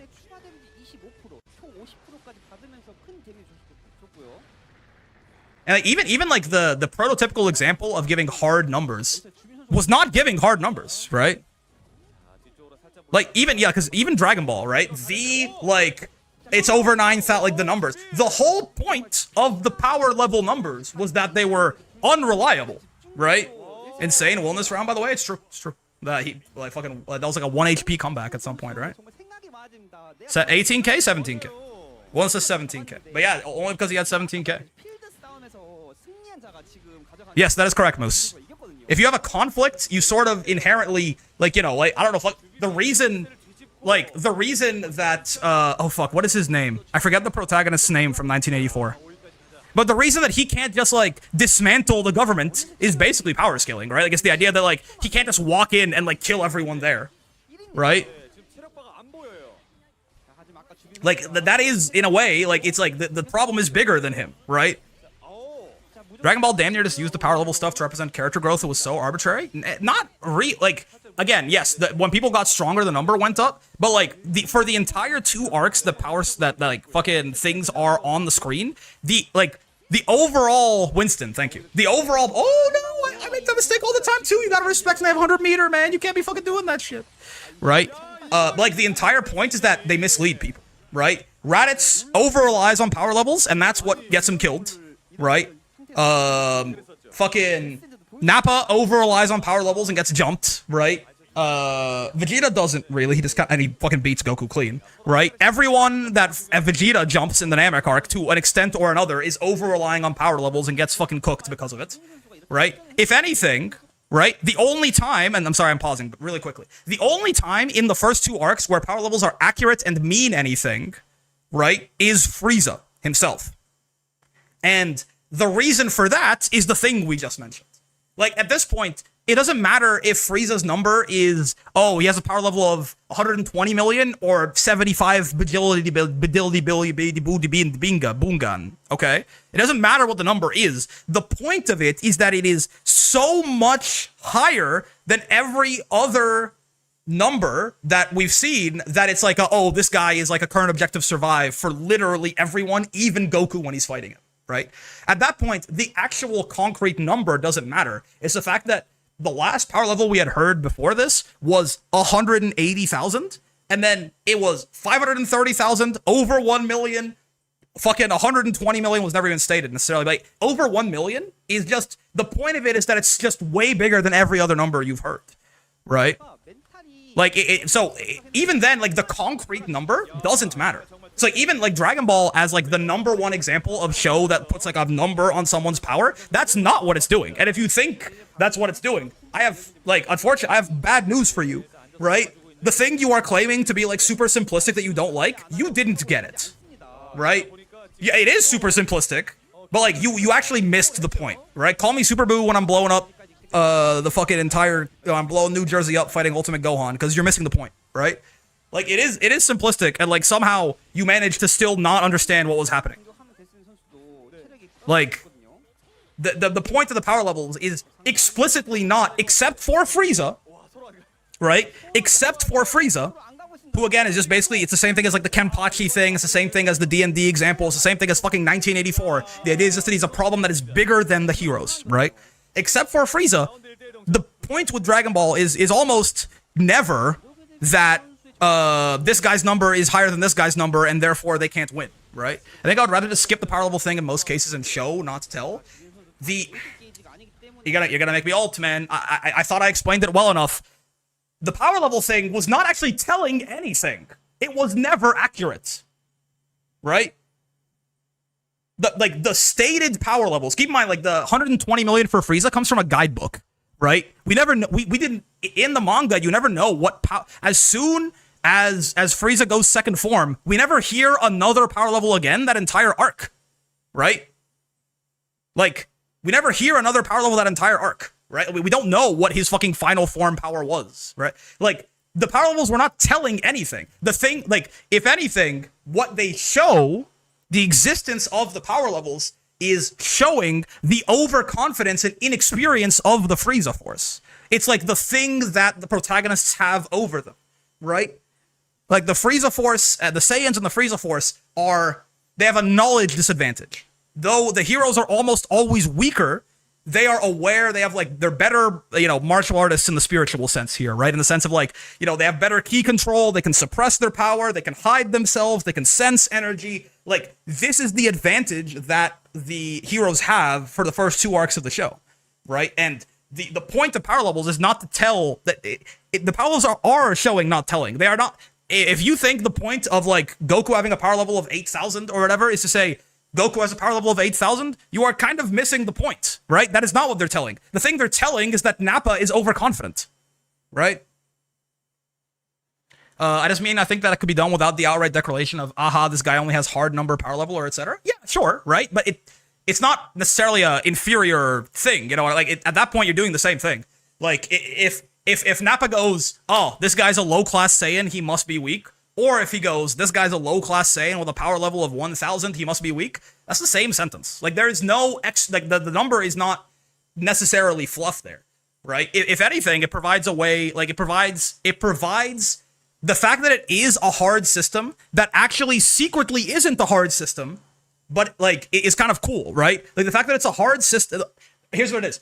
The villains think that Ki is a hard magic system.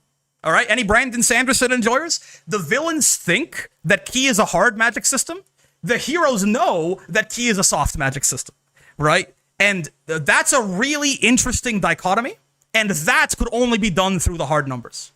Right? You can do it again, by the way. Like, you can do it a different way, but you can't. It will be difficult to do it elegantly without the hard number there. Right? It is, the villains think they're living in a hard magic system world, but they're not. And because they think they're living in a hard magic system, they think they can put hard numbers on everything. They can't. You understand? That's the interesting part.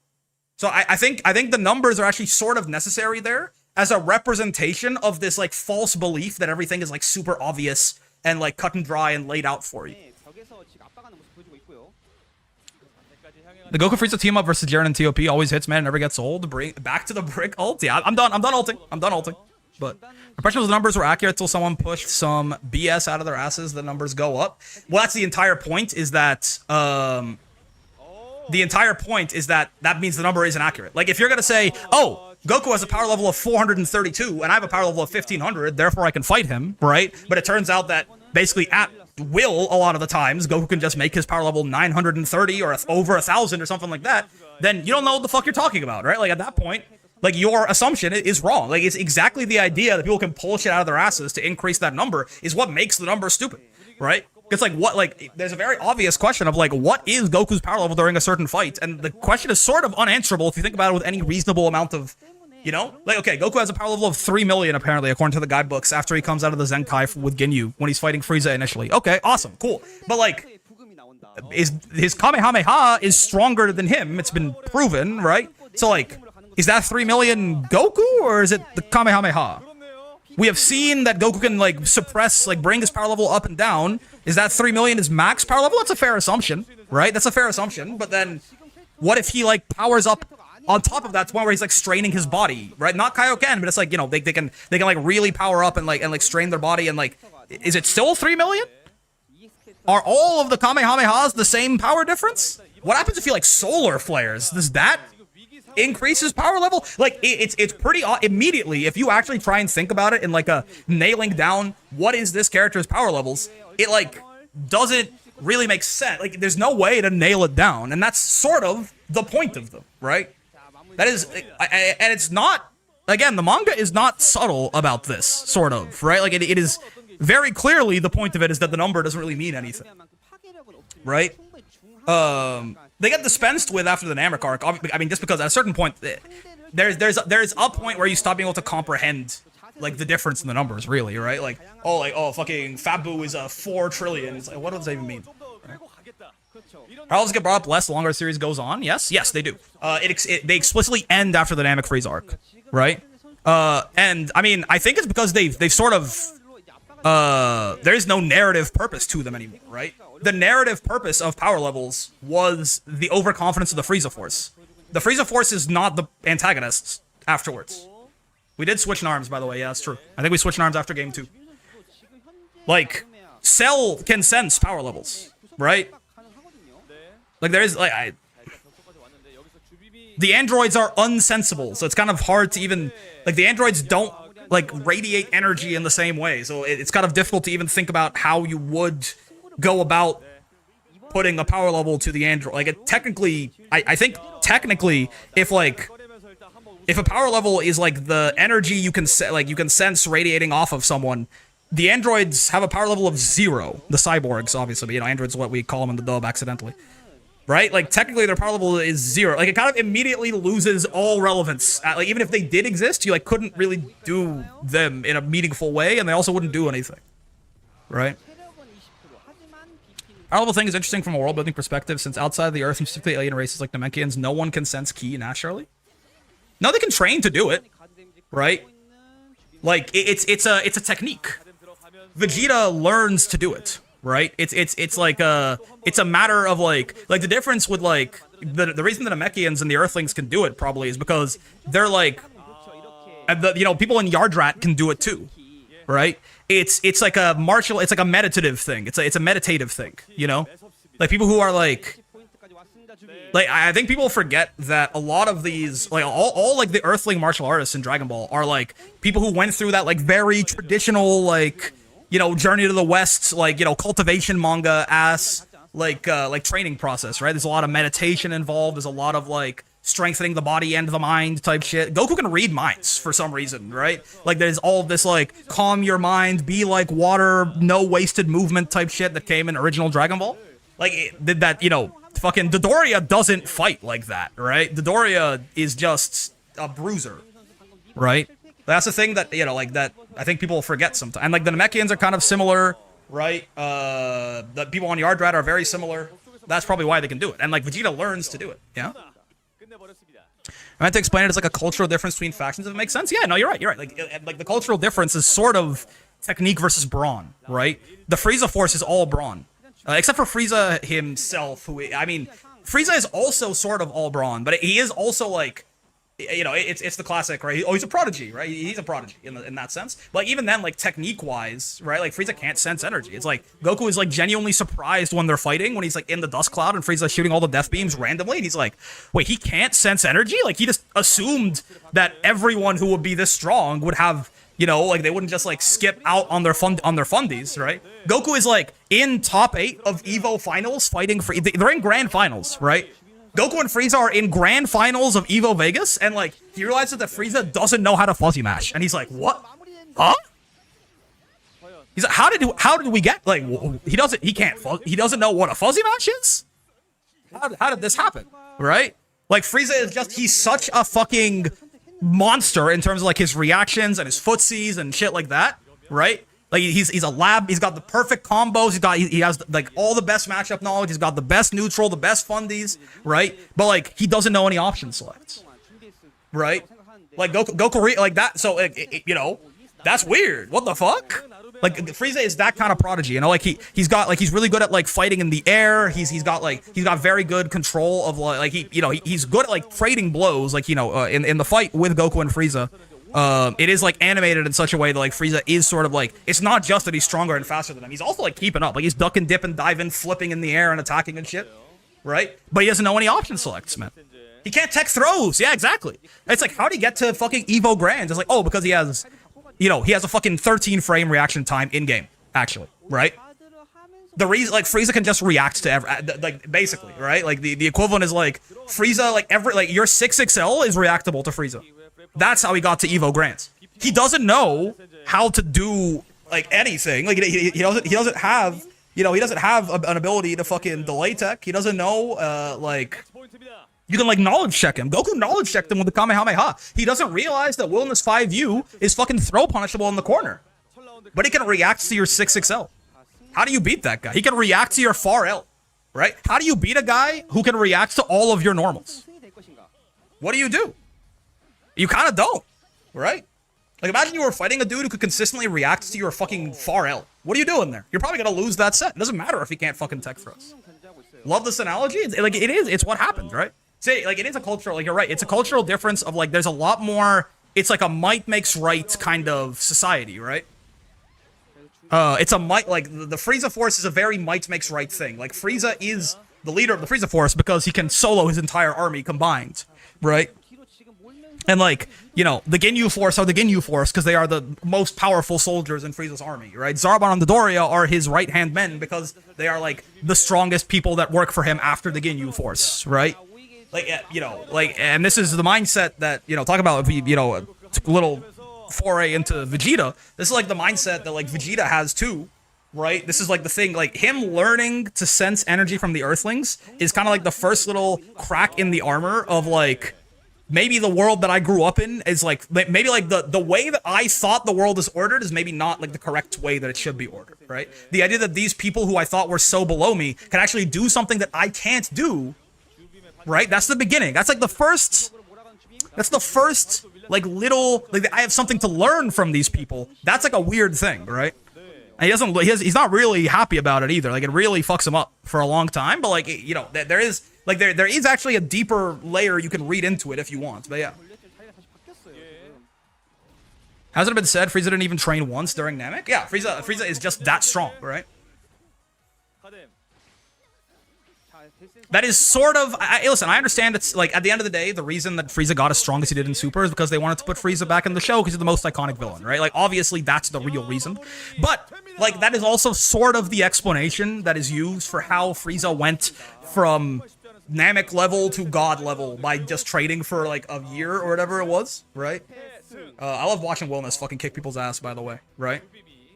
Because, like, I mean, if you think about, like, he has, like, imagine, right? Another analogy for you. Imagine, like, anyone who has ever, like, weightlifted, right? There's this idea of, like, beginner gains, right? Where, and it's the kind of thing in everything, right? When you're new to something, you can get, like, way better really quick. Yeah? And then as you get better, your growth sort of plateaus. Like, when you first start a fighting game, and you, like, don't know how to tech a throw, or even that throws exist, right? Your offense sucks. Learning the throw button exists makes you, like, 5 times as scary on offense immediately, right? Like, it's kind of an infinite increase. Like, going from everything, especially in a game like Granblue, it is not that much high-low or left-right, for example, right? Like, if you don't know the throw button exists, your offense isn't real. I can down back, and you can't do anything to me, basically, unless you're, like, a handful of characters. Now that you know the throw button exists, you went from not having offense to having offense. Like, it's an unparalleled jump. You could actually open me up sometimes, maybe now, right? So So imagine you have those beginner gains, but like you started like without training, just naturally by birth, you were deadlifting 5,000 pounds, right? And it's like now I have like you were already so far beyond even the masters of the art, just on pure birth. And then you put the beginner gains from there, right? Like that's kind of the idea. Like obviously it's still, you know, an ass pull, sure, but I think at least an ass pull that, or rather, an explained ass. Like, there is a reasoning to it, right? There is a reasoning to it. And you can see that it's consistent, too, because to have, like, it's arguable whether the jump from Namek Frieza to Golden Frieza is bigger or smaller. I guess spoilers for the Dragon Ball manga if you don't know what I'm talking about, but, like, come on, man. You could argue that the jump from Namek Frieza to Golden Frieza is similar, or even bigger, maybe it's to the jump from Golden Frieza to Black Frieza, right? The time it took, 3 months, got him from Namek Frieza to Golden Frieza. It took 10 years, right? And actually, it's not even from that Golden Frieza and Resurrection F. It's from the one in Tournament of Power who was also stronger, right? So, like, from Tournament of Power Frieza to Black Frieza is not... It's a significantly smaller gap than Namek Frieza to Golden Frieza. It's a way smaller gap, right? It took him 10 years. So, like, it's not like, oh, Frieza just fucking does a push-up, right? Like, it's not like he does a push-up and just catches up. It is this idea that, like, the guy who was never trained before but was world-class, when that guy starts training, right, like, he gets insane gains.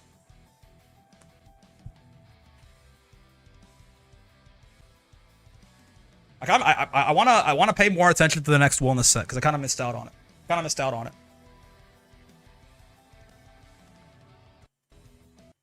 We don't have the limits of that form yet? Yeah. Depending on like how crazy it is, but like from what we've seen, like even the ability to one-shot Granola Arc, UI Goku, and Ego Vegeta at the same time, the jump in power from that to like the guy who could like kind of fight alongside Goku to fight exhausted Jiren, that jump is still a lot smaller than getting fucking murdered by Namek Super Saiyan Goku to beating Blue Goku after the Battle of Gods arc, right? Like that is a... I don't even know. That's like... I mean, I'm pretty sure like Vegito from the Namek arc is getting like you know, like that's like a couple of Pataras, you know? Like that's like that jump from Namek to Battle of Gods is like... You have to, like, create, like, a Pascal's triangle of Vegetos, you know? Like, you create one Vegito and another Vegito from the Namek arc, and then you have those two Vegetos Patara fuse into Vegitoto, and then you create, like, two Vegitotos, and you have them fuse into Vevetutu. And maybe that guy gets folded by Battle of Gods Goku. Maybe he gives him a good fight, you know? That's a gigantic jump. I don't watch Dragon Ball, is this real? Veggie, Ito. Yeah, exactly. Vevetutu. So I'm like, O10 versus the same Matera and Ilsa, and I'm like, what am I supposed to do? I don't know, man, if you consider getting good. Oh, versus the same Matera as Ilsa. I see. I don't know, have you considered lasering her? I don't know, man. Veggie squared. Have you considered, I mean, laser probably, right? It's like your best bet at anti-zoning. I can imagine Ilsa probably doesn't like that matchup, but like, it shouldn't be 10-0. You probably, you know, I think what you're supposed to do is watch the replay. If you want like a non-joke answer, if you want me to just not be fucking around with you, what you're supposed to do is you're supposed to watch the replay, right? Watch the replay of you going 0-10 and figure out how they're killing you every time and learn what to do about it, right? Because that is like, no matter what character matchup that is, if someone beats you 10 games in a row, they're outplaying you really heavily. It kind of like doesn't even matter if it's a really bad matchup. You know, if I'm fighting a Matera as Ladiva, I should be able to get 1 game out of 10 through like luck if we're like even, right? Like if we're even, what is that, like a 7-3 matchup? I should get 3 games every 10 that we play, right? If you're going 0-10, they're kicking your ass. You gotta watch the replay. Except apparently the Grand Seahawks matchup, real. That's a gag in the regular show. Muscle Man touches weights for the first time in his life as a teenager. His shirt explodes as he's doing Mr. Universe poses. Yeah. Beginner gains go crazy, man. When's replay takeover on Granblue? I don't know, man. If one of us can hold Fukuhara down, 2 of us can make him add replay takeover to the game. That's all I'm gonna say. I would love that shit. Granblue's replay system kind of sucks right now. Clear me up something, Brickman. Which fusion was the dance one and which one was the Patara one? Dance is Gogeta, Patara is Vegeta. We don't even got a frame meter? Yeah. Yeah, that's true. Shadowverse just got replay takeover? What the fuck do you mean? What the fuck do you mean? What do you mean the card game got replay takeover before the fighting? Why do you need replay takeover in a fighting? What? Are you lying to me? You could be lying to me. What does that even mean? What does that mean in this context? What does it mean for a card game to have replay takeover? Ow. Am I losing my mind? You're fucking with me, right? That can't be real. I've decided you're fucking with me. If you don't... Nah, it really does? What does that mean? What do you need replay takeover in a card game for? Like, oh, he played this fucking... If I, like, go back in and be like, oh, if I countered his spell, it wouldn't have gone off? Like, I know that already. It's a deterministic system, man. It's just that I didn't have the knowledge. I'm almost thinking I should add it myself. Whoa. Can you do that? Means you can replay the turn to change sequencing? I guess, yeah, if you have a really complex turn where you might be playing multiple things, it's like, if I had, I guess it's like, maybe for like a lethal puzzle. Yeah, that's true.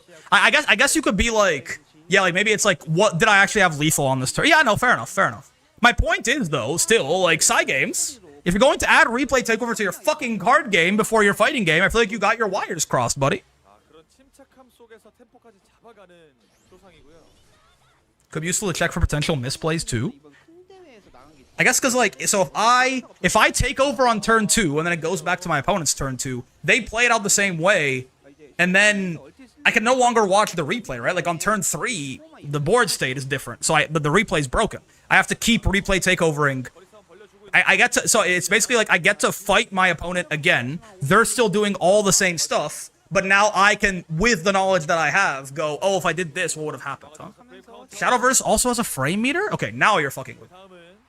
What? No, okay, that's obviously not true, right? What? It's a card game. There are no frames.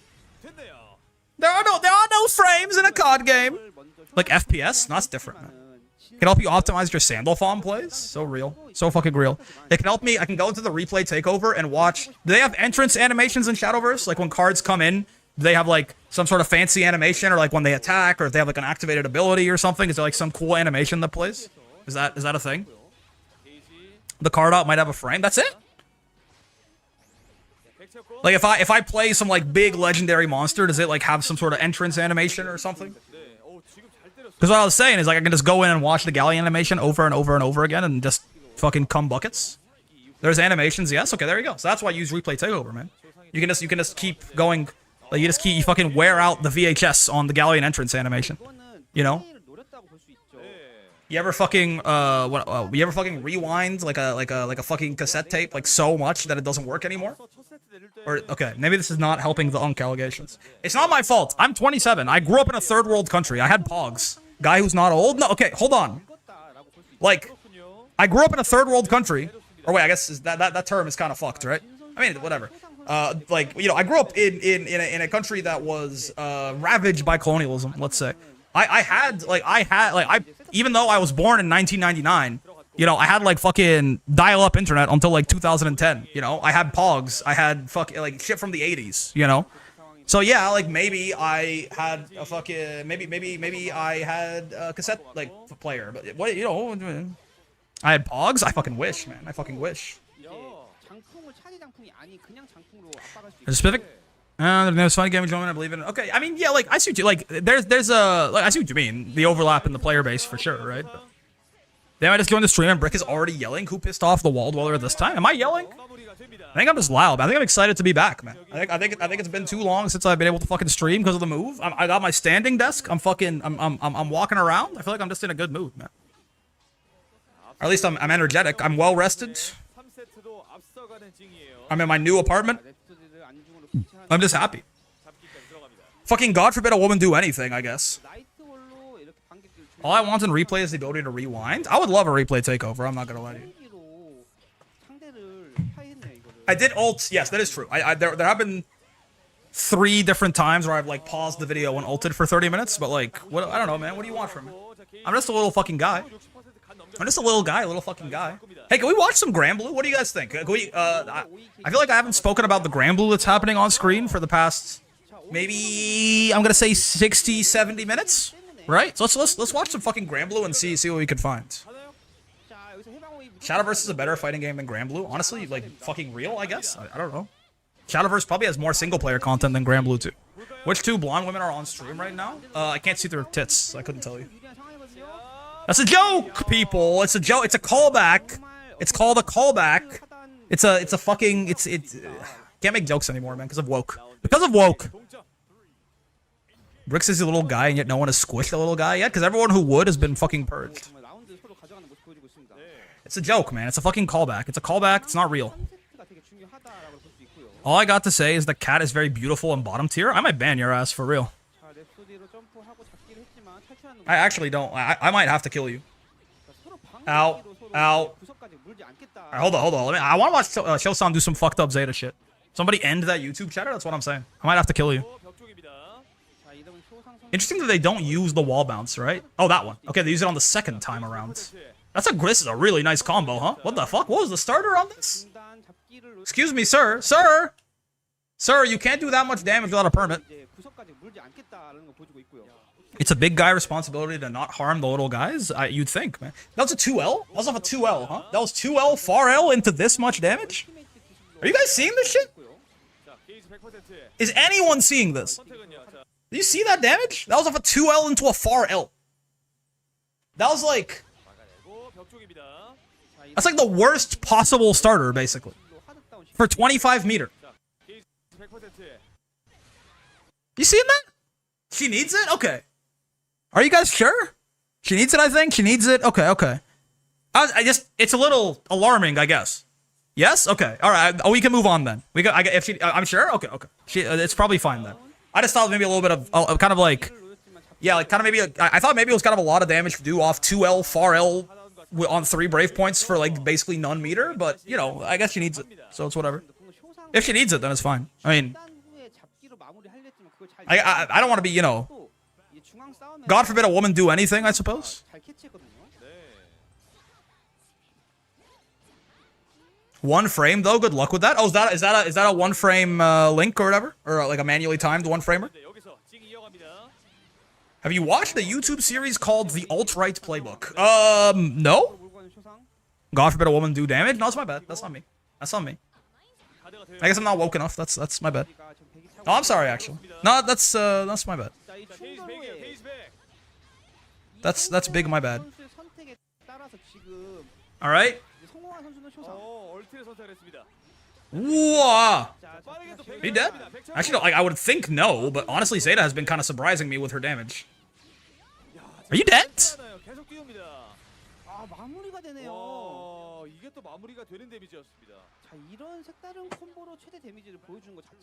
I mean, it's a throw bait, right? Like, you got throw baited, like, they do a lot of damage. She needs that too? Oh, okay, cool. No, that's fine then. No downplay? Okay, no, that's cool, that's cool. Good to know. For a second, I was worried maybe she didn't need it, and it was too much. But now that Beisu says she needs it, then I'm okay with it. Now that Beisu says she needs it, then I guess it's fine. Low-key, though, she actually needs it without optimized routes. She can't cycle the cooldowns efficiently. That's not usually what she needs it means. The question is, should the optimized route do that much damage? But, you know, I've been told she needs it, and therefore it's fine. God forbid a woman fucking kill another woman? Is that? Okay, what is the stance on this? Mogged, frankly? Yeah. That's crazy, man. That's crazy. Zeta is just Hitler if he was a blonde white woman. I guess. Like, maybe? Do we have consensus on this from the Zeta experts in chat? Cat's right there. Okay, wait. This is not gonna look good for the Brick does not look at women's faces allegations if I'm wrong about this, but Cat isn't blonde, right? Like she's not. Like now you got me doubting she's not blonde. Cat is a brunette. Cat's a brunette. Okay, yeah. Correct? Okay. They gotta buff Cat, man. It's dire out there. I mean, I guess when you're fighting balanced characters like Zeta, sometimes shit can look rough. With regular colors? Does she have a blonde ult? I guess I buy it. It's less than willness damage, so it's fair. That is true, actually. That is real. That is the thing that I normally say, is that willness is the bar for how much damage should be done. That's actually very real. The only damage that isn't okay is the damage that is higher than willness damage. Willness damage and below is actually totally normal and fine, and also needed. So I'm with you. You know what's crazy? I'm pretty sure if Willness got 2L far L in the corner, could he do that much damage with 25 meter? Maybe. I think he probably could, but it's actually not. It's not an obvious yes. I'm trying to think because that was like 7K or something, wasn't it? I think he could do it. It's not immediately obvious that he could though. Like that is on that level of damage. Speaking of, here comes my hero once again. Why'd I mute the stream? My bad. The buffs were strong and necessary. Yeah, Zeta's a lot better now. Well, why is this? Why does that look like that? What happens, man? 540p? What in the world? What? Is that even a thing? Whoa, dude, that was actually a jump scare. That's like what fucking putting on your glasses after not having, like when I was in 8th grade and like I didn't realize I needed glasses yet, and I just was kind of, I was like, oh, everyone kind of has a hard time seeing the fucking blackboard at the front of the class, right? And then like people pointed out that like it wasn't normal to me. And then probably after like a year of being nearsighted and not realizing it, I finally put glasses on that it was like I could fucking see the Matrix. Video quality is 240p, it kills, real. We should give EX Jita a mini regular Jita and let her active tag into the other Jita. Thoughts? It'd be cool if if you gave EX Jita an assist, she might still be a mid tier. You gonna make me check how much damage that combo actually does? Do it. I wanna know. I wanna know. I don't even know what song that is, but I feel like there's a song. Oh, the Cagliostro. The Siegfried. I think EX Jita should not be able to use specials without stocks. Only if regular Jita can do it the other way too. Regular Jita can tag into EX Jita to get worse? Yeah, I guess. We should put Bullet from BlazBlue and Granblue so I can have an excuse to main a grappler? What the fuck, man? Just play Lodiva. What are you, transphobic? Ow, ow. It was a hit confirm, it's true. 2U is not the hardest thing to hit confirm, but like, I be fucking that shit up all the time. Phil Collins from Disney's Tarzan for the song. That's the guy who wrote it, right? That's not the name of the song, guys, who? Phil Collins? Melanin Enjoyer? I mean, based. Feet? Jump scare, yeah. Ow. And she can't Raging Strike without stocks? Wait a second. This is sounding familiar. And we should and regular Jita can be a puppet that she summons, but if you Brave counter her, regular Jita dies and takes all her stocks away. That actually sounds cool. I think EX Jita should get COVID every time she uses a U skill. Yeah, like I guess. Right. It's probably fair. No BC without stocks either. This, I mean, fucking, actually, God forbid a woman do anything, man. Just say you want them to remove her from the game at this point. Oh, yeah. Reactable. DPable. Oh! I don't think you could have killed there, right? I don't think there was a way to kill there if, like, Knee doesn't do it. 2M doesn't... 2M goes into Light Hadron, which I don't think is more damage than EX Knee. Actually, maybe it is. Is Light Hadron more damage than EX Knee? Like off the top of my head, Light Hadron is 2,500 damage, I think. I think so. I don't know what EX Knee is. I don't think EX Knee is 2,500. I think, or maybe it is. Maybe it's like 2,800. Hold on, I'm curious. I'm sorry. Wellness is important to me. Will Nas X. Wellness foot. Yeah, that's right. Yeah, that's in my. I'll fucking leave you to guess why that's there. Light Hadron is 2,000. I'm so fucking washed, man. That's crazy. Okay, so Knee should definitely be more then. 2,100. Oh, it's close. Yeah, but yeah, that was the most damage you could have done. You can't get into medium Hadron or heavy Hadron unless you have a counter hit either, so yeah. I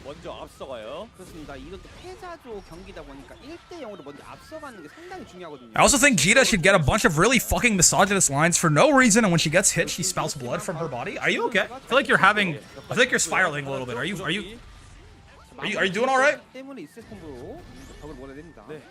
I feel like I'm like watching, like, I feel like you're falling into a burning ring of fire, and you might be going down, down, down, and get this. You're never gonna fucking believe this next part. I think the flames might be going higher, and the worst part of the whole fucking situation is that it burns the ring of fire, right? That's the vibe that I'm kind of getting from you right now. But I mean, I could be wrong. I'm no empath. We aren't playing Strive. Relax. Is this a character in Strive? Is it ABBA? How? Okay, sure. Nice hit confirmed. Ow. Are you dead? No. 17k plus it's not even, yeah, even without 17k. Maybe without 17k she could have done some Raging Strike spam, but you definitely can't kill Wellness there at the very least. Johnny Cash reference out of left field gonna activate my ult? Is it in what direction? Is it like a fuck Johnny Cash, or is it like a I fuck with Johnny Cash? Honestly, I don't know. For all I know, Johnny Cash is fucking, I mean, it feels like almost everyone in the goddamn music industry is a child rapist, so fucking maybe, but positive? Okay, that's good. I got nothing. I have no, like, desire to hate the guy, but I wouldn't be surprised if you were like, you know, that guy actually fucking owned slaves or something. The only Johnny I fuck with is Johnny Bravo. Maybe. Why didn't he combo off the hit confirm in the corner as Wellness end of last round? They talk about the 2L far L to the U Hadron to side swap, or? I actually can't remember. EX Jita probably owns slaves? EX Jita is a slave. I don't know. I don't know what to tell you, man. I'm pretty sure EX Jita is like an indentured servant to Catalina or something. I mean, we already know what Catalina gets up to in her fucking spare time, right? We honestly need to stop talking. We need to start centering the victims. So it's definitely, absolutely, completely confirmed we're getting some news at Evo? No. But for that bar, no, it isn't. Right? 2L far L U Hadron? Yeah, maybe. I mean, I think they fucked it up. There's a timing to it, right? And at different heights and at different distances, it's different. But I think it's incredibly likely we get news at Evo because Evo is end of June. Relink DLC is start of July. Id is a Relink crossover, like cross-promotion, obviously, right? He's literally the Relink DLC that you could have added. So, you know, it feels like Id should be releasing around the same time as the DLC, right? This makes the most sense. What else can we get news? I mean, again, I think it's incredibly likely, but you understand that there's such a thing as like a bar, like there's a burden of proof and like a burden of certain, like, definitely, absolutely, completely confirmed? No, it's not, right? Like, beyond the shadow of a reasonable doubt? Like, if it was a criminal case and the justice system actually worked and wasn't just like a way to roundabout put minorities back into slavery, especially black people, that so like the whole like 99% burden of proof thing actually helped, then and like the court case was like, is Id the next DLC? We couldn't convict. And I guess the guilty verdict here is that he is. Like, even if it's Id, it's himself is not even confirmed, right? Wouldn't it be so funny if the news was the last update? No, it wouldn't really be. I mean, on the good news is there's a lot of cool fighting games coming out. So like, even if Granblue is sunsetting, you know, there's lots of stuff to play. But well, I think Granblue's cool. I think I would prefer if it kept if it got at least another season. You're right. That's not funny. I don't know. Like, it's just I don't. It's not really the point. Like, it's, you know, a bit of a rhetorical question, but it's like, wouldn't it be funny? No, not really. Were things guilty of being a drug addict in the 80s? Happens. And that's not, I don't think it's something you really are guilty of, right? In that way. Identifying a little too personally, delusionally with native struggles. Oh, interesting. A little confused, but he got the spirit? Sure. Overall, not too bad as far as the music business goes, yeah. That Zeta combo does 5790 from 2L far L starter? Okay, that's less than I thought. That's still a lot. I feel like Wellness can do that then, for sure. If it is just another Sandalphon Shoto whose gimmick is not core to his game plan, I'm gonna shit myself. Hopefully he's not.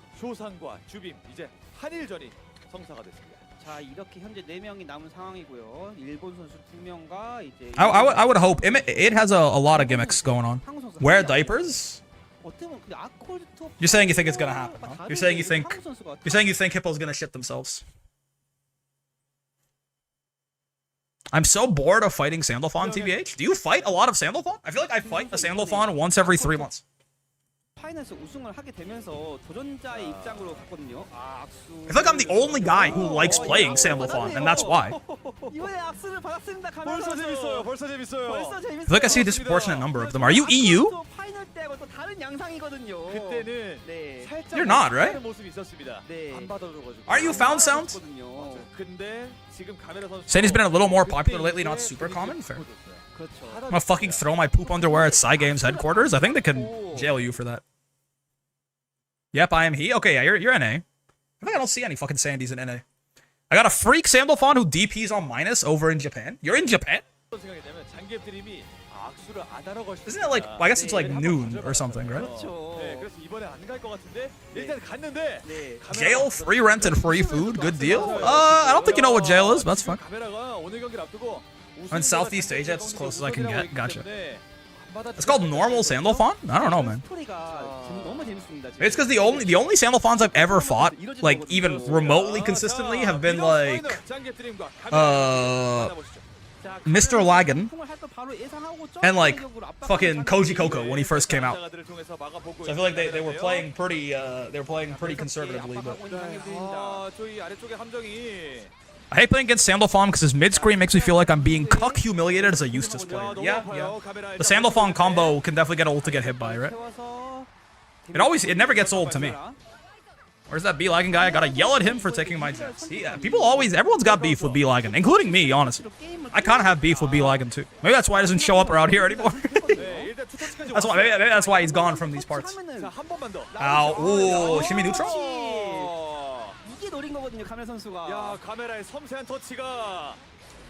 This is Grand's preview, right? Literally. The B stands for beef? Beef Lagan actually sounds like a delicious dish. I don't know. That sounds like it could be food.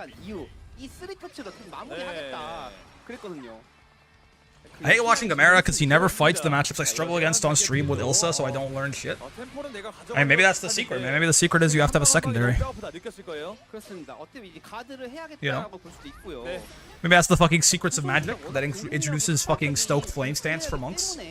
Which, fucking, the only attacks you can make are flashing sparks attacks, which deal 1d... I'm gonna say 1d8 slashing damage, and have the forceful, non-lethal, sweep, agile, and finesse traits, right? And if you have access to the Flashing Sparks critical specialization effect, then you can choose an alternate critical specialization effect that does 1d6 persistent fire when you crit a guy.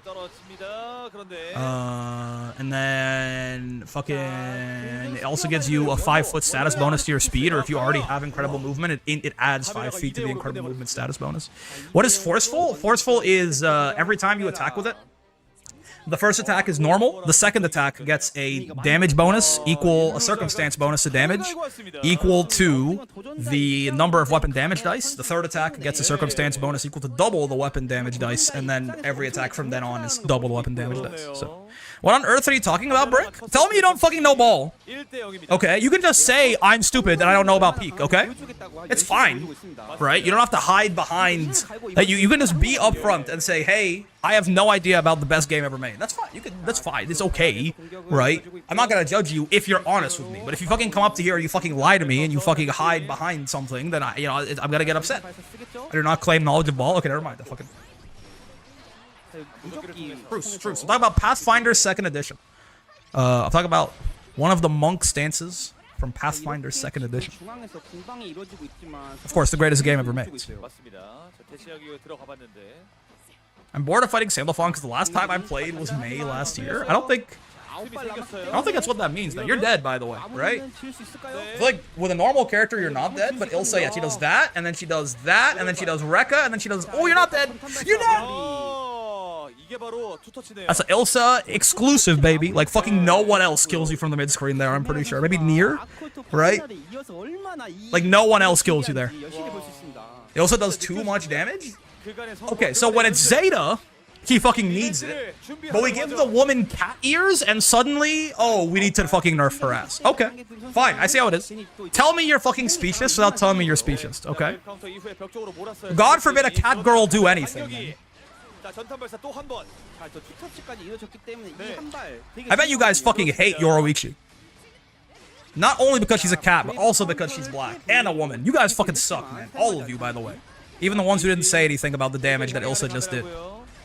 This guy doesn't know the animal ears means they don't have human rights. This guy thinks humans have human rights most of the time. What did I even do?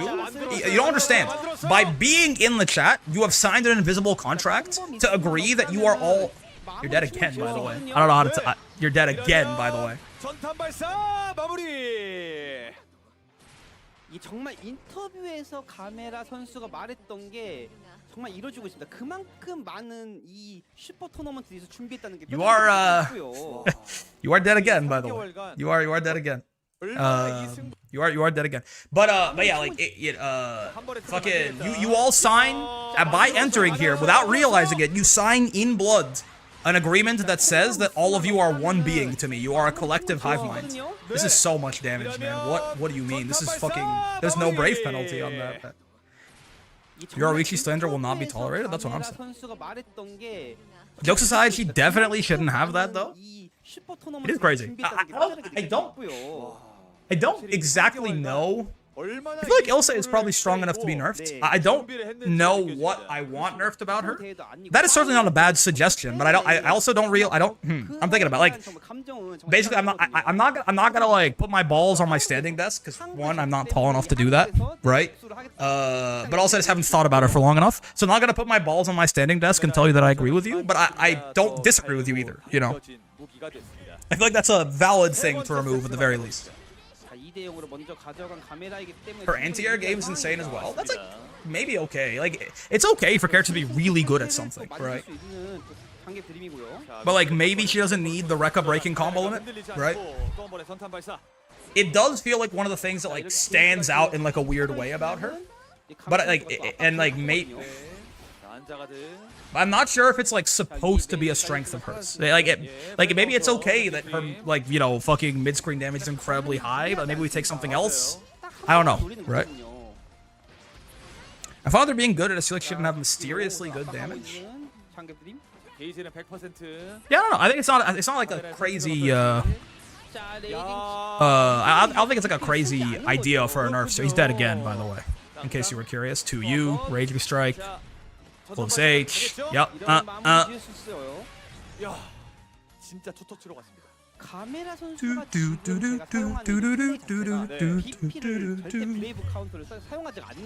is just that's how it goes. Gamera, he makes good use of it, I will say. Right? Look at this shit, man. Yeah, no, I'm not. I'm seeing it. I'm seeing it, right? Like, no, don't get me wrong. I'm. Whoa! You gotta do it on reaction, Zangief. What the fuck? The reset into another counter hit close H. Am I seeing this? You get the counter hit. You just drop your combo into.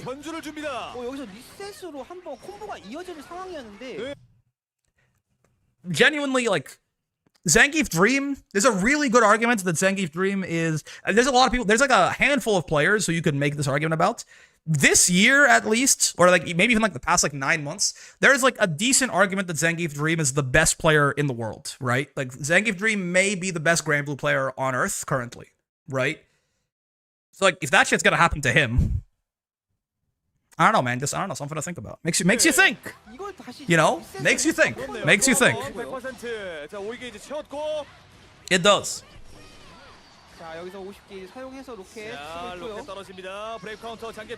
Brave counter, I heard that. I've not been paying attention to the commentaries, so obviously they're not speaking English, so I don't know what they're saying. Speaking Korean, I'm pretty sure. But yeah, like, I heard brave counter, like my fucking neuron activation. I was like, yeah, man, I know that word. I know that word. It's so fun when you're listening to someone speak in a different language and they say a word, you know. It's like, like there's a fucking like Leo point, you know.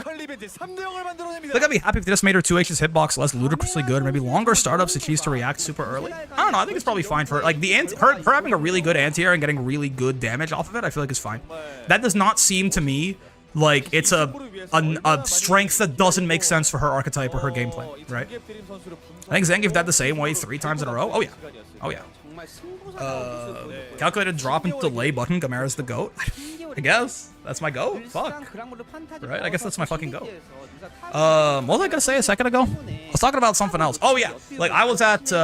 This is like 2 languages and neither of them are English.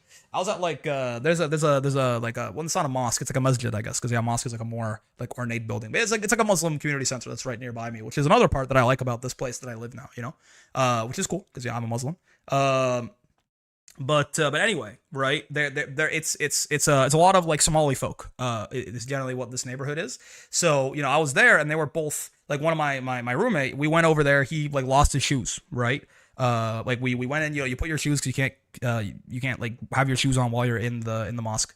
And when we came back, his shoes were fucking gone, right? So he was like confused. He was like, "Where'd my shoes go?" And we kind of got like everyone gathered around us looking for his shoes.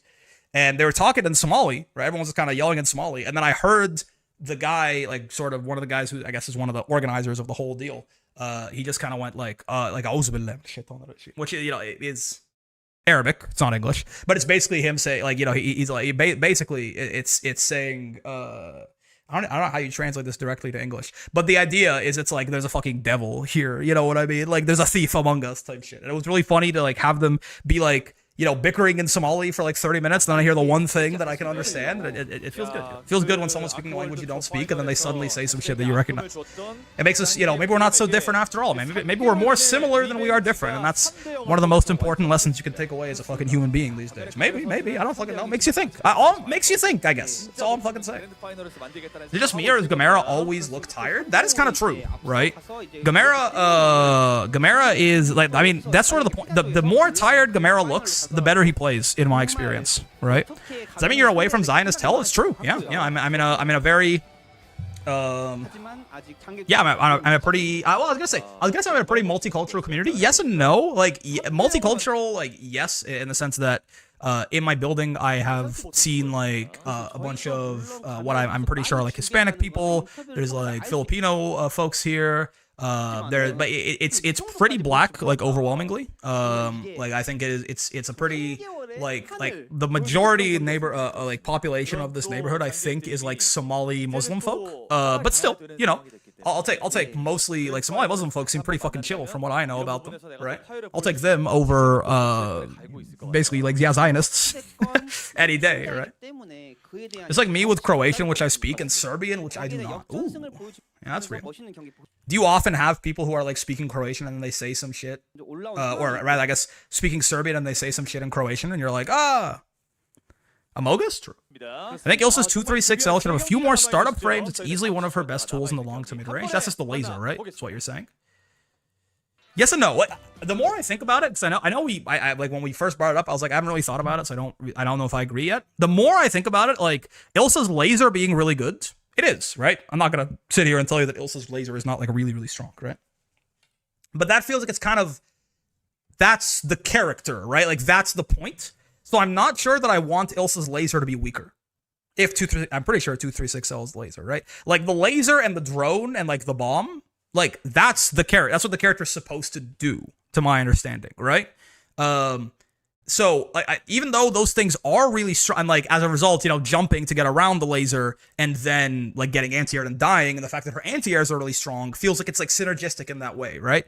So like I don't mind her being like really good at stuff, but yeah, like the more I think about it, the more it's like, why does she have to have like the best mid-screen raging strike conversions in the video game? Like what part of her like character identity is that like load bearing for? I feel like it's just kind of like if she is too strong, this obviously couched in the assumption that Ilsa is strong enough that nerfing her is warranted, but I don't think that's a crazy thing. She's not like fucking Cagliostro, right? But we just saw her gotta kick her ass, but you know, but like, you know, like the character is probably strong enough that she probably could warrant a nerf or two. And like if we're going to do that, it then follows that we should do things that don't touch her like core identity.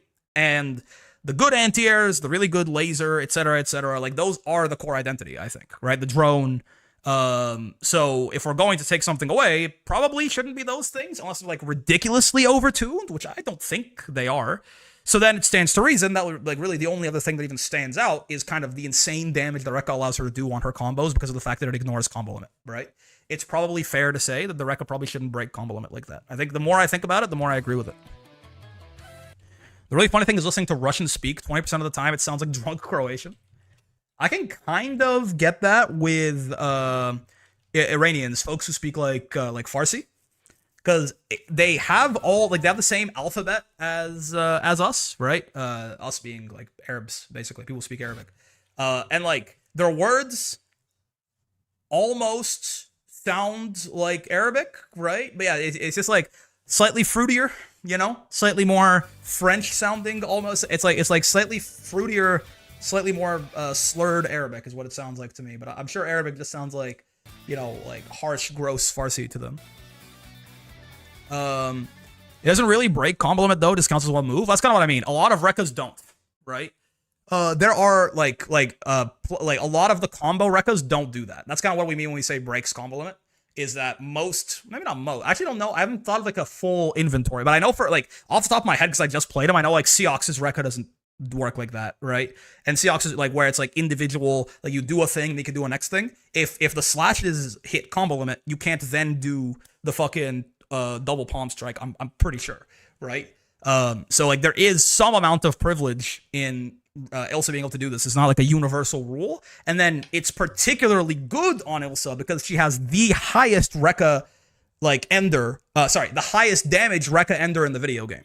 So the fact that she just gets to link into it, ignoring combo limit, basically, despite the fact that it is ostensibly two different moves, like it's two inputs, right? Like you do the Rekka input and then you do the follow-up input, is like a privilege, right? Now, it's not just because it's, oh, well, Seox can't do it, so he shouldn't be able to do it either. No, that's not the point. It's more so, if we're going to follow the assumption that Ilsa is good enough that she could warrant a nerf, which, you know, you can disagree and the conversation stops there, then if we're going to nerf her, we should probably nerf something that isn't core to her identity, and the Rekka breaking, or at least not counting, being privileged around combo limits in that way is the thing that stands out the most as something that is very good, that would be worth nerfing, but also isn't like her gun and her anti-air being strong or something like that. Alternatively, another way you could go is you give her more weaknesses, right? You could make it so that like things that she's already bad at, she gets worse at, right? Maybe. I don't know what you would like in that sense. Like I'm not sure what you might be able to do for that. But that's another avenue to go there. But like generally, what you do is maybe generally is not the right way to say. But you know, one avenue is toning down things that are too strong, right? And that would be to me like the thing that stands out. Right? Is there another Ilsa rep or is it just Gamera? Not top. Well, fuck yourself. There is. Not quite on like the Gamera class of player, if I remember correctly. There is another person who is really good at the video game who plays Ilsa, but I can't fucking. There is someone else who plays Ilsa, but I can't remember who it is now. She's bad at mid-screen conversion from far ranges off her buttons. That's about it. So you could make that worse, right, or something. Like you could make it. Or yeah, like I don't know, right? Like you could do something like that, but there is someone else that I'm forgetting now. But yeah, I mean, there are very few characters that have like multiple reps in Granblue, just because the game is pretty well represented, and also the competitive scene is not gigantic, right? There are very few characters that have like 5 top level reps or something. Like honestly, the one with the most might be Lwayne or Vasaraga, right? One of those two. Like if you count like BSG, JF, Debagame. Or I guess Debagame apparently is what it's supposed to be, is 3, right? Like I feel like there's not many, like Lwayne has the most probably, right? Because it's like, I can't fucking, for somehow the only Lwayne I could think of right now is Shio, but I know that shit's not right, right? Like there have been, we've had top 8s, or like in one tournament there were like 4 Lwaynes, right? But yeah, there's not that many characters that have multiple reps, honestly, right? Just because it tends to be that, you know, it's a big ass roster and there's like 30 plus players or characters that are like represented, and at like the top class level you don't really have more than like 60 players or something. So it's like it's rare that you're going to have like 4 or 5 players for a single character. How's it going, Brick? I'm doing very well. Cloud Eris, I'm doing very well. I moved I'm chilling. I got a standing desk. It's letting me be fucking more animated while I'm streaming. I feel like I get to lie to myself and pretend that I'm being healthier. But I'm gonna walk after, which is actually gonna be healthier. I'm big chilling. The Wayne players are frauds. I don't know about all that. I think Wayne's fun to play. Speaking of doing well, A finals, yes. Right. What a difference that actually spending literally any amount of time before CM prepping makes. Huh? I didn't spend that much time. I have probably 5 or 6 ace runs for the CM is what I ended up doing. But turns out that even 5 or 6 ace runs is a significantly bigger amount than 0, right? Turns out that 0 ace runs is really bad. It turns out it's really hard to get to Group A finals. If by the time that round 2 rolls around, you've done 1 ace run. At least next CM should be pretty automatic for you. It's true. Which is a shame, because it's gotta be the CM where I actually have time to do shit. You know what I mean? Like, this CM happened with... I didn't really get a chance to prepare that much because I was moving, like, or prepping for moving for the past, like, 10 days, which is a lot of that CM time that we have to prep, right? Next CM, I should actually have a good amount of time to prep, but it's just gonna be fucking... I'm gonna throw out the Christmas Ogre double Dom slop again, and I'm gonna love doing it, man. I'm gonna love every minute of it, man. Oh, shit, missed the punish. That was punishable, right? Hey! Quick question. That was punishable, right? You can't, like, space that out and make it safe. That was punishable, right? Yeah, that looks like it was punishable. Probably at the 2L is my guess, and he 2M'd, or he also just maybe didn't react fast enough. That was punishable, right? He just fucked that up. Also, hold on. A wellness player is speaking. Pay attention. No more fatigue from sitting down. It's true, man. Maybe that is true, actually. I do feel like I am a lot more. I got a lot more energy in me than I normally would. What is it? Fucking 2 hours and 20 minutes into stream. Ow. Minus 14 on H. Can you space it to make it more or less minus? Or I guess like less minus would be the one that. Oh no, man! My fucking goat, he's dead. Standing brick showcases the strength of good building material. Real. I got a lucky sweep Toshos. I'm running 3 ends next CM and every CM I can from now on. Yada yada yada, I believe, is the correct answer to this. Listening. Sit your white ass down and listen. Wilness is speaking.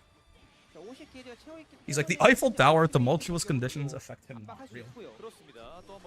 Being negative frames is a mindset? Like, I guess.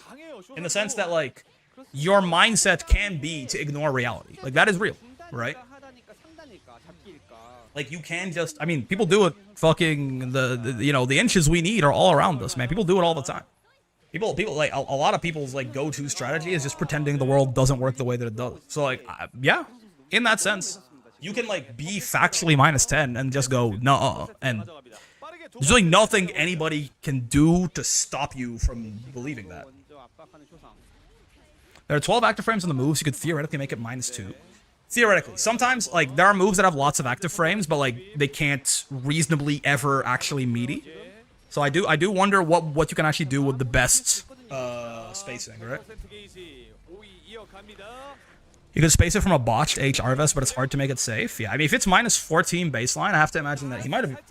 What is happening to my stream? Okay. He might have honestly been able to even... punish it with 2M. I think he was just too late, because 2M is 8 frames, so it's not like, you know, it was spaced, but it probably was still minus 8 at the very least. Ow, nice. It's gonna be a lot of damage, man. Ow, ow, ow, ow. Yup. And then the bounce. Yup. Whoo, into the... this is a lot of damage. It's a lot of damage. Good thing he has 17k. It's gonna hurt, though. This is gonna hurt. I'm marking this. Why Wellness no use BC? Probably scared of Rhapsody would be my guess.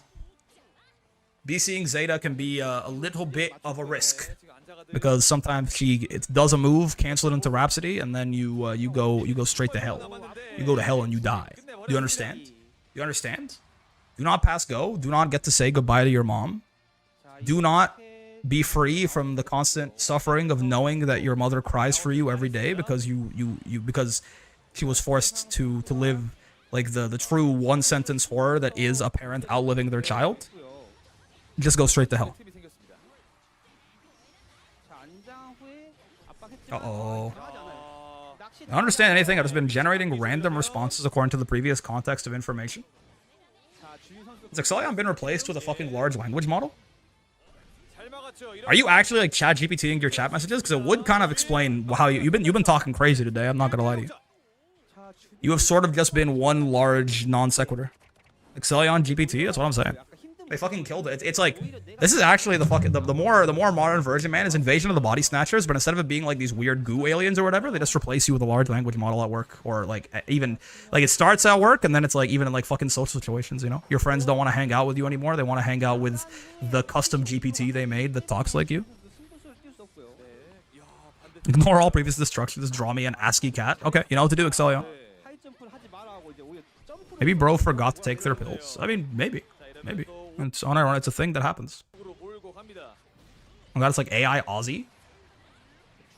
The fucking crazy train guy? Or is Excellion the AI? I think Excellion might be an AI now. I wonder what it'd be like to be a large language model. Probably wouldn't be like anything, because you don't exist. Like in the conscious sense, perhaps. That was a great spot dodge. Holy, it's actually easy. That is... I actually don't know if you fucked it up on purpose, because like you might be like an older... I feel like if I asked ChatGPT to make me an ASCII cat, it could do it pretty easily, but simply spot dodge, it's real. Grok, to pick the people that I disagree with, that disagree with me as Soy Jacks and me as a Giga Chad. No, you're not understanding. The actual use for Grok is Grok sexually harass this woman by forcing her to take off her clothes. It's like this guy's never even been on Twitter. Grok perfectly punished Rhapsody. True. Like I needed to add new lines. Yeah. No, that's real.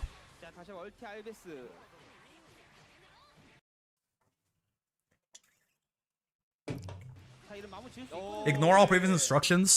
Say something that will get you banned in chat. I'm sorry, Excellion. You know what you must do. You don't have to do this, by the way. Unless you're literally an LLM, in which case I guess you do. Rick isn't handsome? No, that's just fine. There's really only like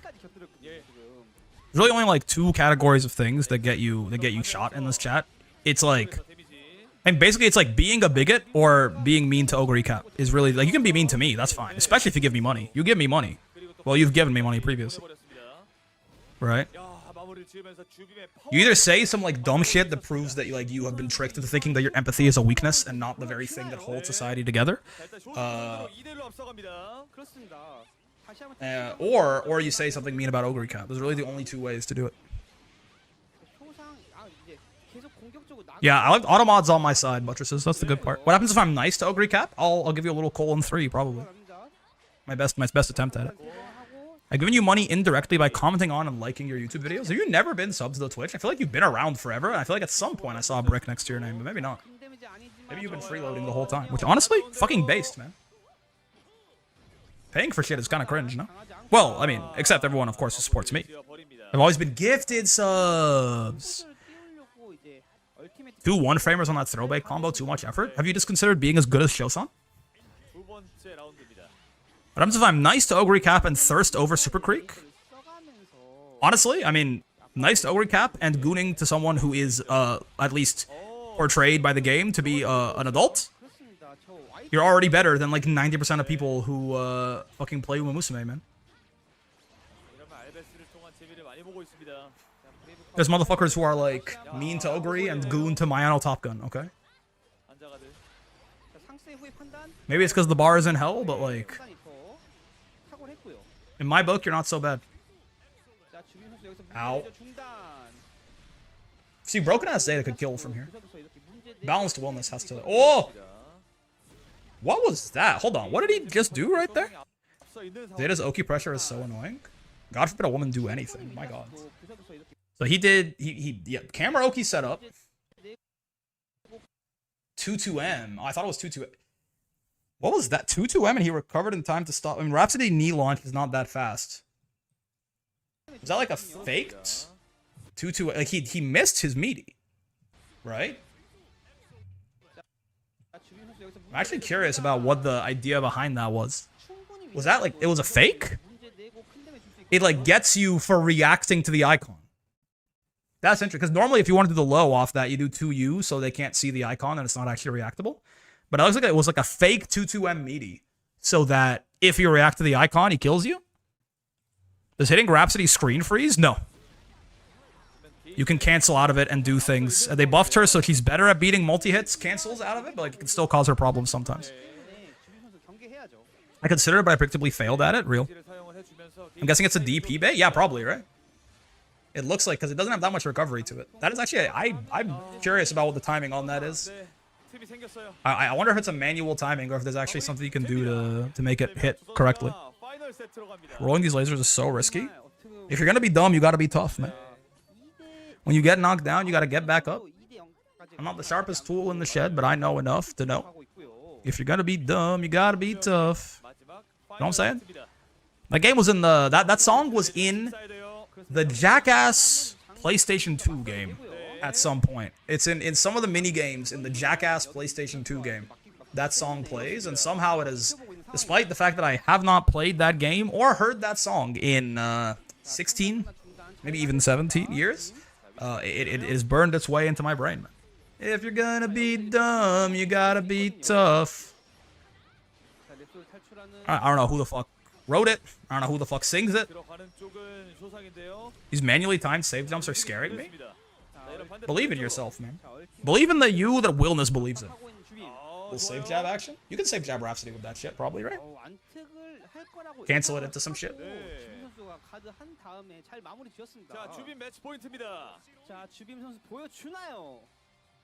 I miss when they made, like, kind of garbage video games out of TV shows and shit. You know? Like the Simpsons video game, the fucking Jackass video game, the, you know, shit like that, basically. I feel like there was, like, a charm to them, even though, like, I don't know, maybe it's because I was a kid, probably because I was a kid, but, like, some of those were fun. Wake Up 2U is demon activity, predictable. Have you considered? Rhapsody Brain Rot is the leading cause of Zeta deaths. Yeah, but the move's really good, though, so I want to use it more. The Simpsons game was actually good, though. That's what I'm saying, man. That's what I'm fucking saying. Like, I kind of... Yeah, it's kind of sad we don't get those anymore. Why can't I play as fucking Bart Simpson in Unreal Engine? I can see the pores on Bart. You're hitting a button here, I think, right? Yup. Yup. I miss wrestling video games being cool around that time, too. Yeah, they kind of just... never changed them ever again. The long list of terrible licensed games was certainly at the time. Yeah, but here's the thing, right? It's the fucking monkeys and typewriters, right? Nice punish! Dude, he locked in. Jubeam. Actually, though. All you have to do, have you considered reversal supering? It's called getting gapped. Grok perfectly punished Rhapsody. Yeah, it's fucking monkeys and typewriters, man. If you create enough terrible licensed games, you get like a few that are actually really good. Like, what was another? I'm trying to think of like, what was like another, like just like a game that really didn't have like a reason, like a raison d'etre, if you would. Like it doesn't have a reason to exist, but it was actually kind of cool. Played so many of these fuck ass games. Like back in the day, and now I can't remember it. Oh, like a lot of the Toy Story games. Oh yeah, like the Stuart Little game. Did anyone play the fucking Stuart Little game on the PS2? That shit was actually good. That shit was genuinely. There's like a Flushed Away game. There's like a Ratatouille game. There's a Stuart Little game. There was a fucking like all of them were kind of fun. So the Toy Story games were both pretty good. When I'm fighting Willness, I never feel like I'm winning unless I see the KO, and honestly, you shouldn't, because you're never safe until you see the KO when you're fighting Willness. You're always one predictable away from your mother crying at your funeral. That's just how it kind of goes, man. That's kind of just how that shit goes. And honestly, the only way you can feel safe is if you are the Willness. Because if you're playing Willness, you really have never lost until you see the KO either. It's the exact, you get the opposite effect, right? Kung Fu Panda for the DS was peak. There's a Kung Fu Panda game for there's a Kung Fu Panda game for the PlayStation, I think. Might have been the same game. That was also really good. There's also, there's a bunch of TMNT games that were dope. There were some of them that were really bad, but there were some of them that were really good. Like, oh shit, I can't remember any other fucking names, man. There was one, there was like, a lot of them were like side-scroller beat-em-ups, but they varied in how good they were. Is it Turtles in Time? Can't remember. Can't remember, man. But some of them were real good. The only way to feel safe is if I am your mother? Yeah, probably. Well, wasn't there one that was like Turtles on Time is on the SNES? No, because that's not what I'm thinking of. I'm thinking of one that was on the PlayStation 3. 스피커 듣지 않고 헤드셋을 들으니까요. 네. Hold up. 아, 지금 선수의 Hold up. 웃음이 과연 어떤 Hold up. 의미를 이제 가져오게 될지. List of TMNT games. 오히려 좀 더 편한 마음으로 주빈 선수가 이 루저스 파이널을 No, newer than this. 반면에 장기의 드림 선수는 앞서 그 Older than 루저스 that, 파이널 probably. 약간 예상 외에 충격. Turtles in Time reshelled. It might have been. 그랜드 파이널 might have been 가기만 해도 이제 장기의 선수는 It might have been this. 특정이기 때문에 맞아요. 정말 승리했지만 3대 0을 또 패배하지 않았으니까. 카메라 선수에게 완전 Mutant Melee. Oh, Mutant Nightmare. Mutant Nightmare. This is the one. I actually really fucked with this one. I think that sounds familiar. Yeah, Battle Nexus and these two. I think I played both of these two. Yeah, PlayStation 2. Yeah. I think I played both of these two and liked them. I don't know if they were actually good, but when I was a kid, Battle Nexus and Mutant Nightmare, I really fucked with actually. Yeah, these games were fun as hell. 또 이런 인 I liked a lot of the Ninja Turtles games. Oh, you know the licensed game that was like genuinely really good? Did anyone play the fucking Samurai Jack game on the PS2? 행동도 다르고 맞습니다. That shit was actually like that was like a fun ass game. I like that shit. Yeah. It had like good combat too. Like that shit was just fun to play. Fucking Samurai Jack game, man. That's the one. That's that shit. I mean, also it's a goated show. Goated game. What else can you say? X-Men Origins Wolverine was sick. True. I liked. I played a couple of the Hulk games. Incredible Hulk Ultimate Destruction. Probably a bad game in terms of like the just the game was not great, but the gameplay loop of being Hulk and smashing up, like blowing New Jersey up, was kind of fun. I really enjoyed it. I played that game a lot when I was a kid. The Incredible Hulk Ultimate Destruction. It had like a very satisfying upgrade system as you went through too. Right? You could like as you went through, like if fucking helicopters shot missiles at you or something, you could like catch them and throw them back. You could create these like giant shockwaves on the ground. You could fucking take two cars and like fucking smash them together and make a hammer out of them, and like the cars like had people in them who were trying to stop you. Oh, the Godzilla games. There's a lot of good Godzilla games too. Yeah, a lot of these licensed. We need these licensed games. We need these licensed games back, man. A lot of those Godzilla games were pretty good too. I fucked with Godzilla. Like Godzilla Save the Earth is like ostensibly a fighting game, right? But it had a lot of good single player like casual content, man. I fucked with that game heavy. Godzilla Save the Earth might be a better fighting game than like fucking, I don't know, man, like Street Fighter 5. Spider-Man, I'll have a ton of Spider-Man. The Spider-Man games are sort of like, yeah, like they're the blueprint for like a lot of those Spider-Man games are really good, right? But they're still making those, you know. I need more. I feel like this is. I mean, maybe nowadays they would all suck. I feel like I need more like licensed. I need more licensed games, man. It's kind of cool to just play some shit from a fun IP. Oh, that's what I was talking about. Those guys made Prototype, which is peak. Wait, the Incredible Hulk Ultimate Destruction guys, or which guys?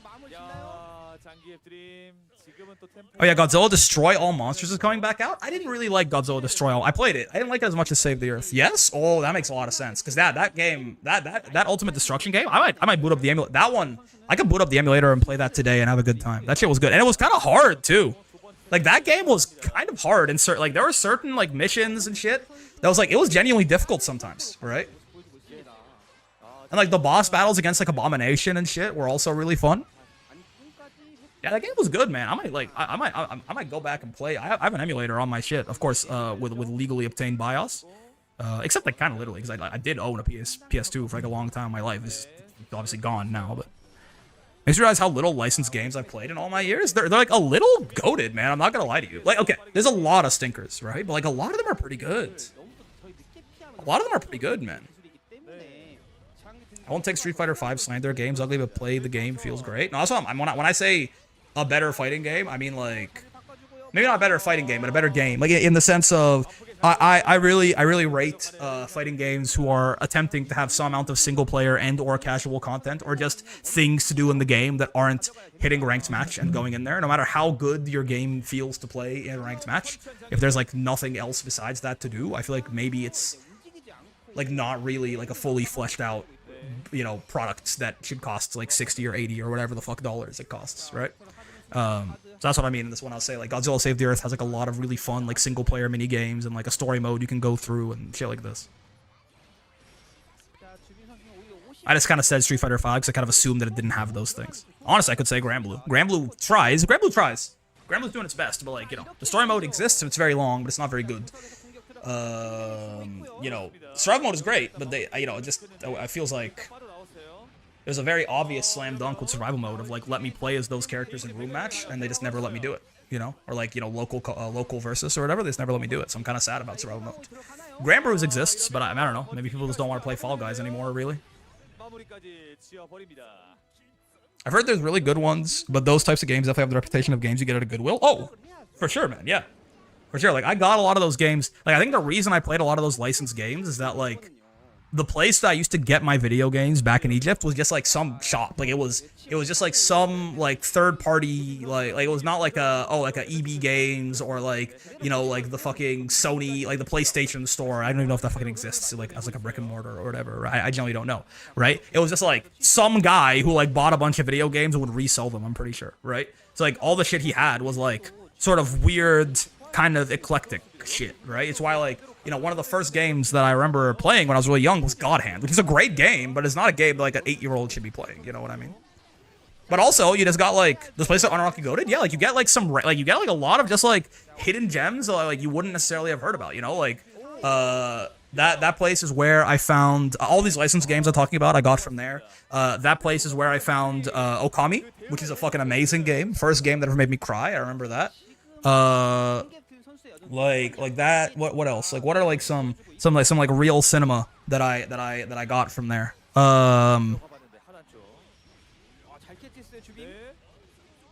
Fucking Ty the Tasmanian Tiger, who actually, well, I mean, basically just like a 3D Crash Bandicoot ripoff, but like those games are actually really good, man. I don't know if there's a single fucking person here who's going to know who the fuck Ty the Tasmanian Tiger is, but those games were good, man.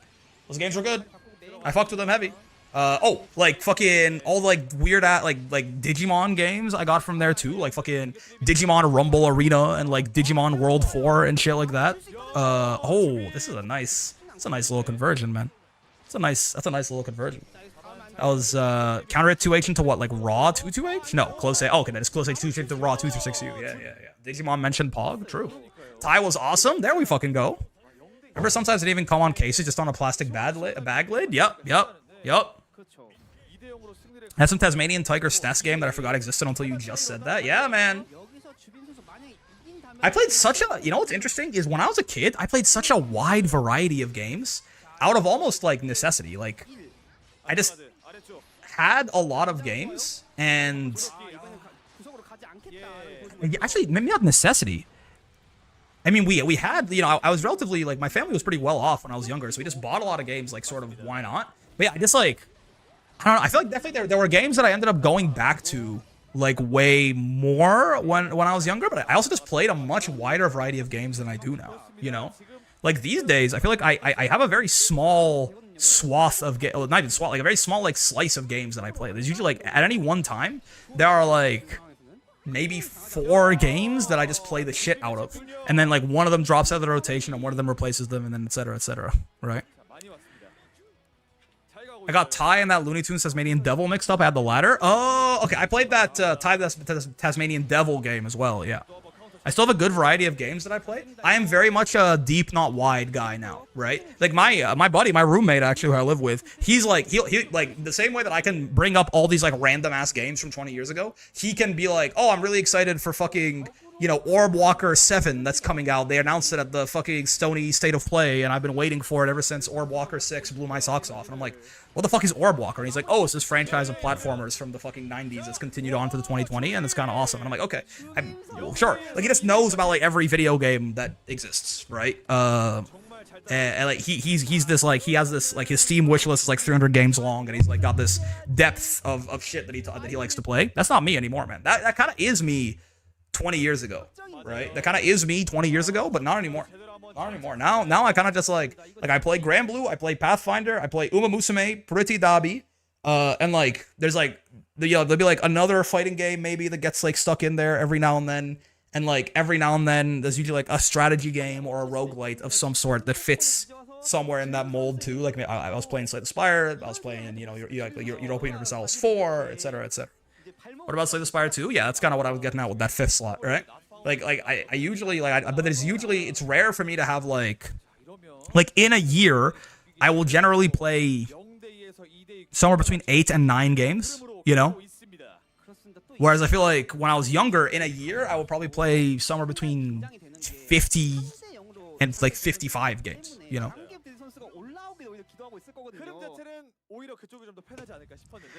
I miss Dragon Valor. Was an old Namco game that was like a beat 'em up and an RPG all in one. You even go through different generations of characters as well. Sounds fun. Nerds. Wish they do more Bloody Roar games. Bloody Roar 2 was cool as fuck. What is Bloody Roar? That is familiar, but I don't know what that is. That definitely rings a bell. Also, JX Riz, thank you very much for the follow. Unfortunately, your time is valuable. Yeah, I mean, it's true. Certainly part of it comes down to I just don't have enough free time, and being exploratory with games is not what I enjoy. I like getting really deep into a game, right? But when I was a kid, I literally 13 hours a day I would play video games, right? So like I would just get to the point where I'm like done with the game and need another one a lot sooner, right? Now it's like, I mean, outside of stream, like if you don't count like playing Granblue or playing Uma on stream or something, there are like plenty of days where I just straight up don't. Like I just don't have time, right? In the sense that like, not that I don't have any free time at all, but in the sense that like, I play games still, right? But like there's like, it's not an uncommon occurrence that like once a week or twice a week or something, there will be a day where I'm just like, you know, my free time is better spent hanging out with a friend, is better spent doing X or Y or Z. Like, I don't have the abundance of free time where I can do all the things that I prioritize doing in my free time, and then also just, like, chill on my own and play a video game or something. I like playing indies, fighting games, Shin Megami Tensei, and Fire Emblem. Good lineup, man. Good lineup. I fuck with this lineup. I think I'm also coming to the end of my standing time. I think I'm going to sit for the rest of this. Sometimes you just don't want a game. Maybe you just want to watch or read or anything in general. Yeah, I think it's probably true. I also have developed like a somewhat wider breadth of hobbies these days. Like I don't read books, unfortunately. I mostly read manga, but like, you know, manga has been a thing that has been taking up more of my time. I am just like more sociable in general. Like I have time slots in which I'm like, oh, you're gonna see what? No, don't, no, my penis.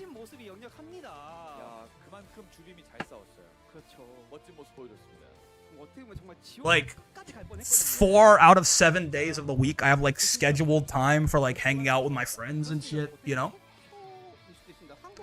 Hard to block out time in your schedule specifically for games that are mostly shit from a butt. Yeah, so that's why it's like, when I have time to play video games, like it's you, nice cock, thank you. I worked really hard. I grew up myself, actually. When I have time to play games, I'll usually go to like things that I know are already good, that I'm gonna enjoy, you know? And also, I mean, it's also, I think, as I've gotten older, I've gotten like more prone to just going, like I've enjoyed more and more and more getting really, really, really deep into like one thing. So like, it's like, even if I did, like, I don't necessarily feel the urge to do something like, you know, there's so much to explore. Maybe it's because I've also like gotten into more complex types of games and shit. Like, you know, no offense to I Ninja, which is a great game, by the way. This is not even like an IP. It's not a licensed game. It's just some random ass like 3D platformer hack and slash game on the PS2. If you know what the fuck I Ninja is, I think I fuck with you heavily. Right? That's the kind of thing that like, I feel like the only person that I could normally say that to who will understand what the fuck I'm talking about is my brother, because we just grew up playing the same games, right? Like, no offense to like I Ninja, but you kind of just play it and then it's done. You know? Unless you want to get into like speed running it, right? Unless you want to get into like speed running it, really profane ninja. He was quite vulgar. It's true. But yeah, you kind of like play it to the end and then you're done with it, right? Maybe you play it even once from the beginning because you really fucked it. I played it. I fuck with you, Dante. I fuck with you. But yeah, like, you know, with Uma Musume, I can play it like forever. You know, with Pathfinder 2nd Edition, there's like so much to explore. You know. So like it takes way longer for me to like be done with these hobbies, quote unquote, you know. Like, unless I never have been like interested in like speedrunning a game. If I'm playing like, you know, Ratchet and Clank Deadlocked or whatever the fuck, game's awesome. Game's really fun. I fucked with Deadlocked heavy, right? And just like even, you know, up your arsenal, shit like this. I fuck with them heavy. But it's like you kind of play the game, you get to the end, and it's kind of over, right? Whereas like something like a fighting game does not have like an end necessarily, right? It's like it's a process. Goat Mara on screen, it's true. I got to the final level and just couldn't find the final boss. I don't remember how that game ends at all. That was a game that I played a really long time ago, and I think I only played it once. So like, whereas God Hand, I've played it through like multiple times and fought fucking Angra. No, what? No, that's Angra Manu. I'm thinking of Relink. Oh, what is his name? Oh God, I now it starts with an O. What is the name of the final boss from God Hand? It's like Omaga or something like that, or Onaga, or fucking. Come on, someone help, man. The fucking big motherfucker who you have the double God Hand for. Because you get it from the evil guy who turns out is actually kind of sick.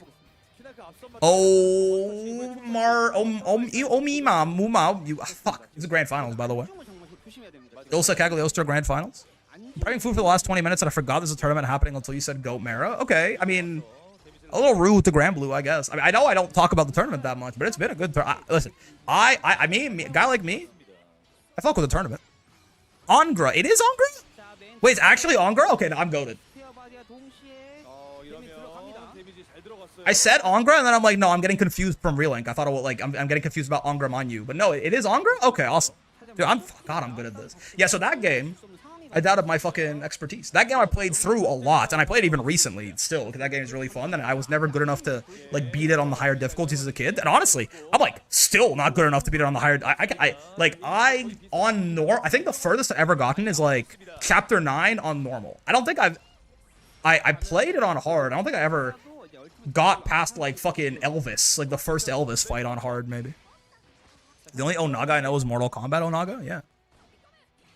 I was a little ginger rude. I remember my mother telling me I'd find myself less interested in video games as I grow, and only in the past couple of years I've really begun to develop more hobbies and interests that I really understand what she meant. Yeah, like, yes and no. Like, I don't think like it's a matter of I'm less interested in video games because yeah, it's like a childish hobby or something. I mean, you have to remember that I say aside from stream because I do still spend about 3.5 hours every single day either playing a video game, talking about a video game, or watching a video game, or etc. right? So like you know. Every 6 out of 7 days a week, I spend like I have 3 to 4 hours where it's entirely video game focused. But my point is, yeah, like it's not my only hobby anymore. When I was a kid, video games were the only thing that I did for fun. Now I have like other things that I do for fun as well. I'm gonna be honest, you're such a great yapper. It's easy to forget you're watching a tournament because the conversation is really interesting. I mean, that makes me feel good about myself for sure.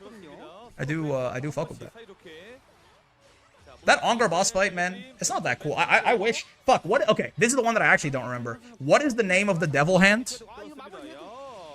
Azenia, Fujo Demon? You guys apparently have also played the game. That, like, the guy who you get the second god hand from, who, like, he has all your same moves. He has your roulette wheel. He can fucking dodges like you do. What is his name?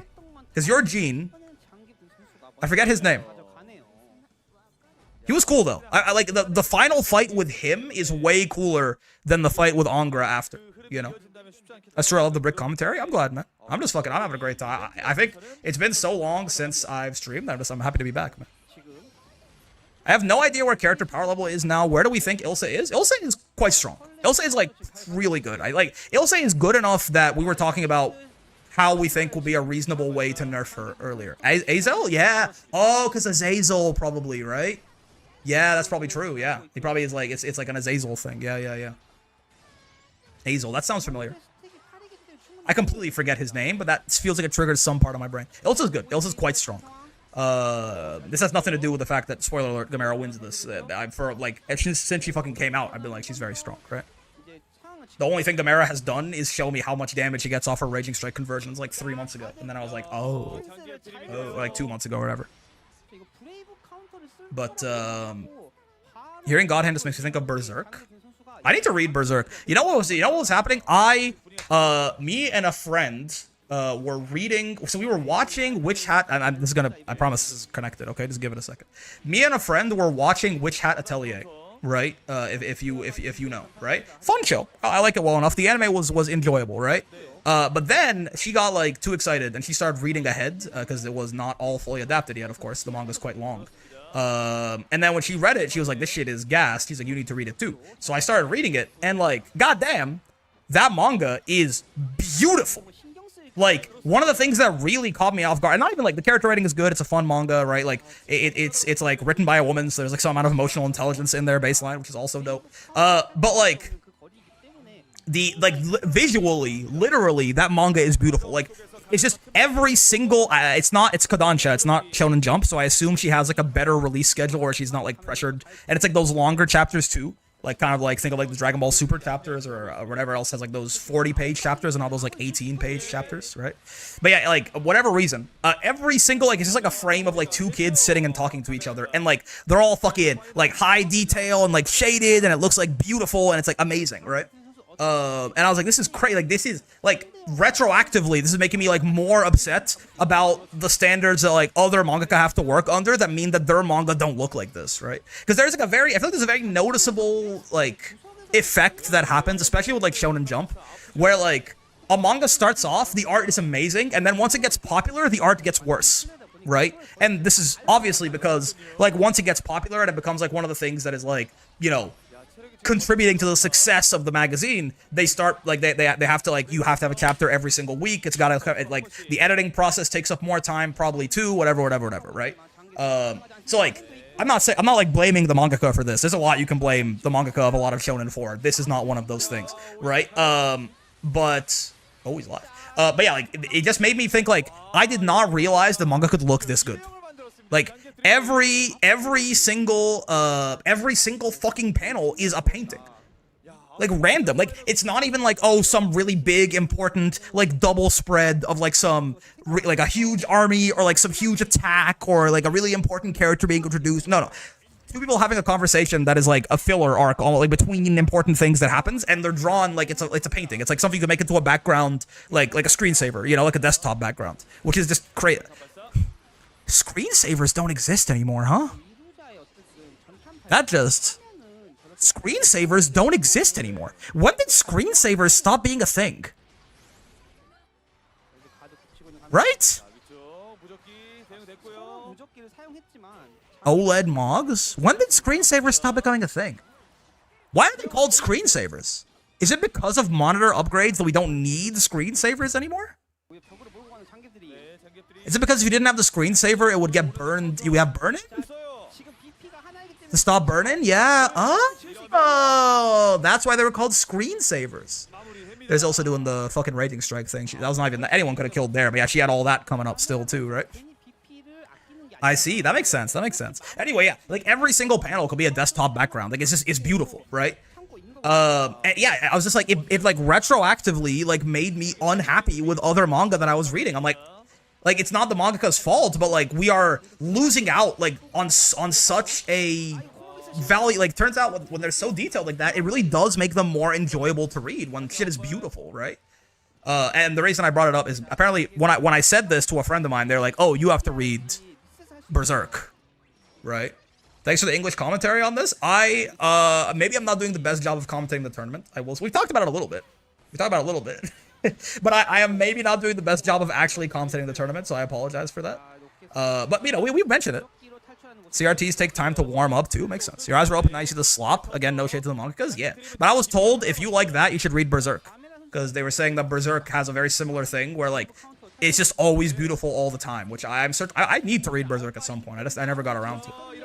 But it's one of the like pieces of media where even in like the slander era, like nowadays everything is X-slop, everything is garbage, everything is overrated, everything is whatever. I still have never heard really like I've never heard like any amount of criticism for Berserk that had like any amount of like support to it, really. Like sometimes there's always one guy who's like, "Oh, this fucking sucks," actually, and it's like, you know, literal coolest thing ever. But I've never heard like a lot of support for anything that stinks, right? Plus, you get to see Miura's progression of how he improves with his drawings. Yeah, Kamome Shirahama is the GOAT. Is that I assume that's the Witch Hat mangaka?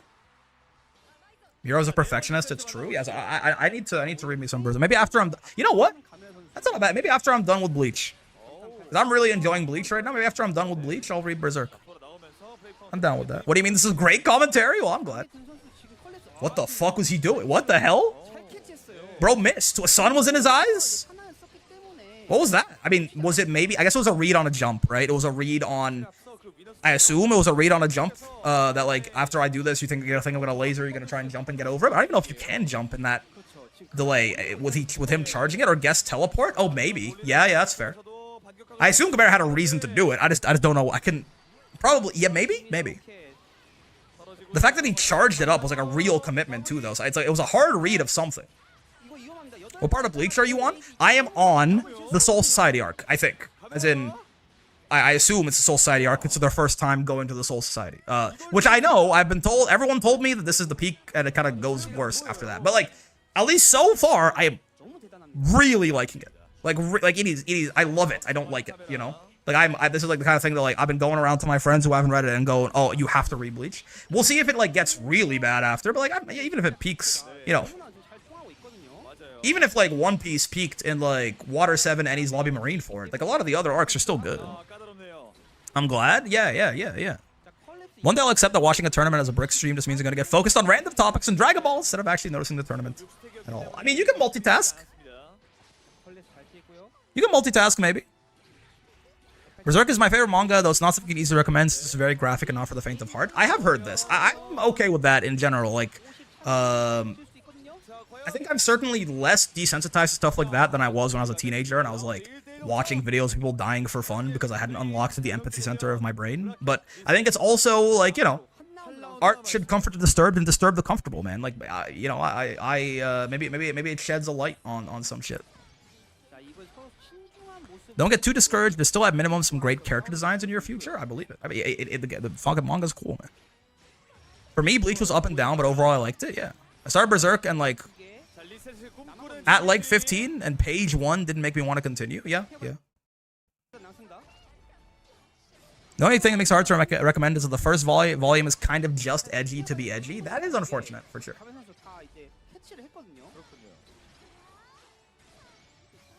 That is a little unfortunate, but like, you know, I think it's the kind of thing that knowing that a lot of the stuff that happens after this is like really highly lauded, I'll suffer through it.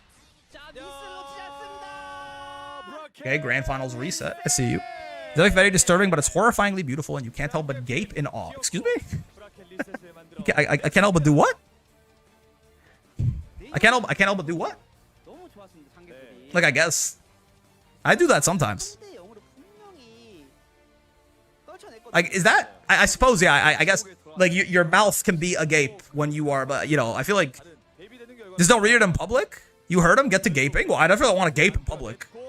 I feel like I would get in trouble if I gaped in public. There's kids in my building, man. I feel like when I was using it, maybe my head is very obviously in the gutter, right? But I feel like when I hear that as a verb, it does not usually mean that. But you know, no, it's cool. It's not on you. It's on me, right? Maybe I could have worded it. No, it's on me. It's you. Like it is very clear from the context of your sentence what the fuck you meant. Like I am just being an asshole. But like you know, I am just like my brain doesn't work anymore. But it is just I read the word and I thought it was funny. Teacher, can anyone hear gape? Excuse me? Ow. Slam Dunk is also stupid and pretty, pretty, and hella hype. Interesting. Yo, thoughts on Prince of Tennis? I have had 2 people tell me that Prince of Tennis is the greatest sports manga ever made. Is this, that's more than one person. Is that true? Anyone here fuck with Prince of Tennis? And is it goated? I don't really fuck with tennis, but I also didn't really fuck with volleyball before I watched / read Haikyuu, so. The manga I love reading is JoJo because you're always watching a very specific era on Araki's art journey. True. I like Kuroko no Basket. Real.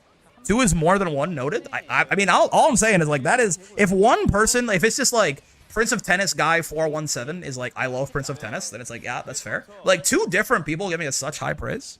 Ippo exists, so it can't be the best. Oh, I hate to read that too, man. I hate to fucking read that too. Or is that one where is the anime good for that?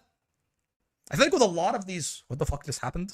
Help. I feel like with a lot of these older school anime, I kind of have just gravitated towards like you know, for Bleach, I kind of want to read the manga, not watch the anime.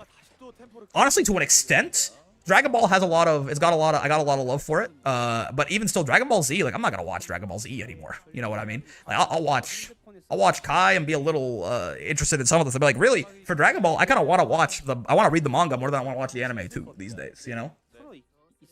The anime's great. You can do both. Gotcha. Anime's good. Gotcha. Okay. Yeah, I'm down. Honestly, maybe I'll watch it with my. There's a friend, the same friend I was watching Witch Hat with. We kind of just like watch all this shit. Maybe I'll watch it with her too. Hajime no Ippo slaps. Yeah. I just started rewatching Boogie Pop and Others. I love how weird the structure of that anime is. Is that the one that has Bobo? What the fuck is Boogie Pop and Others? There's a manga I could recommend if you want to appreciate, where you want to appreciate the art. You should look at Vagabond, Pandora Hearts, and Tokyo Ghoul. Tokyo Ghoul I've read, and I stopped a little bit through Re because I kind of just, it just kind of lost me. Pandora Hearts, I don't know what that is, and Vagabond is, it's not, I don't think it's Vagabond's fault. In my head, Vagabond is, okay. This is, I want to be very clear that I do not actually have a value judgment on Vagabond. It's just Vagabond. That's the one with Musashi Miyamoto, right? I think. Vagabond has like the fan base has given me an I'm 14 and this is deep energy about Vagabond. I'm not saying that that is actually what it is, but unfortunately for that manga, that has been my only impression of it so far. Is like the people who really like that manga. A lot of them have a little bit of an I'm 14 and this is deep vibe to them, right? But it could very well be that it's also still really cool, right? But it as a result, like, it's not necessarily the highest thing. This is not me saying it's ass. It's saying like this is just the impression I've gotten out of it, right? It's a paranormal mystery manga broken up into 3-episode blocks. Pandora Hearts, true. Aoashi is the best sports soccer anime and manga I have watched and read, but that's because of how it explains soccer concepts and tactics. True, that's cool. Is there a single anime filler episode that's considered good? Oh, lots of them, right? Lots of them. I mean, off the top of my head, right? I think most people quite like, from what I understand, most people quite like the Team Guy clone episode from Naruto, right? I think a lot of people like the Goku and Piccolo learning to drive filler in Dragon Ball Z. I think One Piece doesn't have filler episodes. It kind of has the filler baked into the fucking show, right? What is like another? I don't want to I don't want to name there's a lot of good Naruto filler, right? But I kind of want to like go series by series. But no, like it exists for sure, right? Filler is not necessarily just bad, right? The pacing is the filler, yeah, exactly. Gurren Lagann Beach episode is the best filler episode ever. True. There's a lot of it. Yeah, there's a lot of good filler. I feel like in my head there's a filler episode in the JJK anime. Maybe I'm wrong. I feel love Sailor Moon filler stuff. Yeah.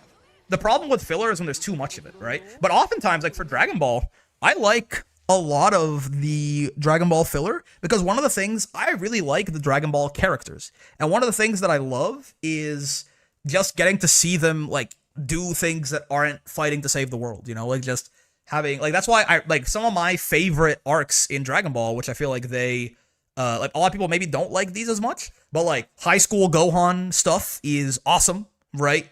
The new stuff that's happening in Dragon Ball Super with like Goten and Trunks basically doing the same like Great Saiyaman arc that Gohan did, that shit is all like I really love that because like, you know, some parts of like Superhero where it's just like Piccolo hanging out with Pan.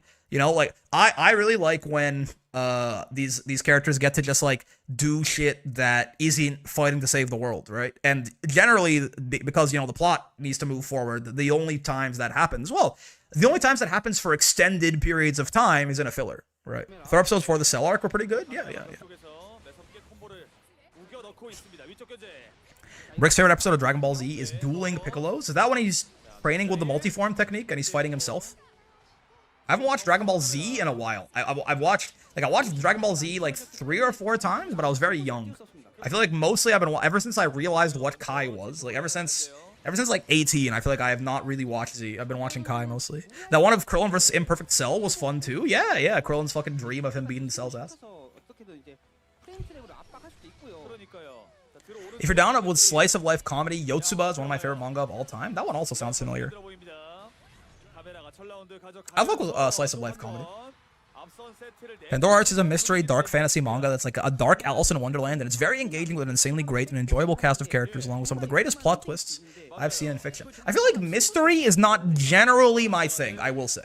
Like I feel like I don't know what I'm not like it's cool when there's like stuff you don't know that you find out about, but I feel like this is a me thing. I feel like personality wise, I don't like not knowing stuff in like, you know, like I think it's like a discomfort that I can like I can tolerate if it's like serving like a bigger like narrative purpose, I guess. Like when the maybe this is maybe also an unfair representation of what it means to be like a mystery story. But like when the narrative purpose is the mystery, I feel like it's too much for me, you know. Wait, Weebs, I need you. Barakamon is top 1. What else can I read or watch? What the fuck is Barak? Ain't that the motherfucker from Mortal Kombat, man? Who's got the fucking Scourge virus? Kaon is one of my favorite slice of life anime. I've not seen Kaon. I've not seen Kaon. I feel that with That Time I Got Reincarnated as a Slime, aka Tensura, people complained a bunch about season 3 because there's a lot more talking than action to the point that there were memes about table coup. I fuck with it. I fuck with it. I've not watched That Time I Got Reincarnated as a Slime, but I do fuck with like when these action manga take a break for a little bit. Maybe not. Again, I will say maybe not like all season. Well, at least if you're gonna do that, you have to have characters that I really like. You know. You gotta have like some like Dragon Ball level or like One Piece level characterization, I think. Well, at least, you know. Yeah. I love all the stuff related to the series though because I just love the characters. Fair. It's not for everyone for sure, but a big plus that it's incredibly funny. Yeah, you know, this is more so. It's not me making a value judgment on it at all. It's just kind of. As in the back rooms isn't very interesting? Kind of. Yeah, like, I guess when the mystery is somewhat horrifying, like, that can add a different dimension to it that can make it more interesting. But yeah, like, generally, like, mystery, like, being the center of a story is not something that grips me very much. Lucky Star based? Ooh, I could watch that too. I haven't seen that. The closest thing to, like, a comedy slice of life that I've watched is Kaguya-sama, right? Like Love is War, which I loved, by the way. That shit was awesome. I was a really big fan of that. Speaking of One Piece filler, the part where they were going to the whole cake when Luffy tried to cook food was hilarious. I don't think I've never actually watched. I don't know about any of the filler for One Piece because I only ever read the manga. But yeah, the Straw Hats are really great. I have my complaints about One Piece these days for sure, but I mean it's still really good. And also, yeah, the Straw Hats are just a really enjoyable group of people, right? So I like any chance where they're just like interacting together is always a good time for a guy like me. It's funny though, because people who had read the manga and light novel knew that the talking had been cut down a lot, but it was multiple volumes of talking in the written media. Goddamn.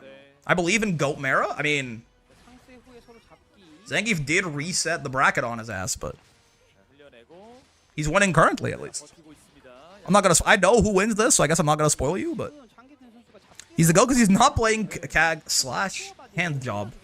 I know you mean half joking, I know. But whenever someone says /HJ, I always think of /hand job, and I'm like is this like you showing your gratitude to Gamera for not playing CAG?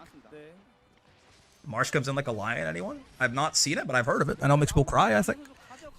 That's all I know. It's like there's like yeah, like it's funny enough. It's like it's the two shows that have a month and in their name and they're consecutive months.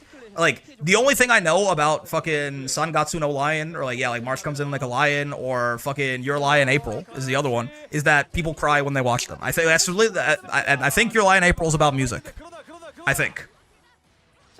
I'm pretty sure that Your Lie in April is about music. Those are like the only two things that I know. What's your opinion on FMAB? Oh, it's amazing. I love it.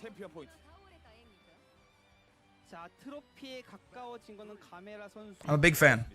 I mean, I don't have like I feel like it's not exactly the most like groundbreaking opinion about Fullmetal Alchemist Brotherhood, but like Fullmetal Alchemist Brotherhood is really fucking good, right? It's really good. It is really good. It's just kind of what it is, right? Another dub for manga written by women that just feel a lot more like human in some ways. Ow. Brick, are you watching Nippon Sangoku? I don't know what that is, no. It's not Glazer stating a fact. Yeah, I'm not gonna be like, oh, actually, FMAB sucks because it just to be fucking different. Like, no, that shit's awesome. Right? That shit's great. FMAB is definitely something you can recommend to everyone. Oh yeah, and you fucking should as well. One of my IRL friends had a Danny DeVito I get it now moment when he got halfway through the show. Yeah. Yeah. Honestly, even the original FMA is pretty damn good, right? It does... Well, I say the original. Like, the original anime adaptation, which is not as faithful to the manga in some ways. It does take, like, a huge left turn, obviously, but... That reminds me, Pandora Hearts is written by a woman as well. Real. It's a new animated season covering a fictional timeline where Japan is split into 3 warring factions. So they just made Japan into China? The fuck?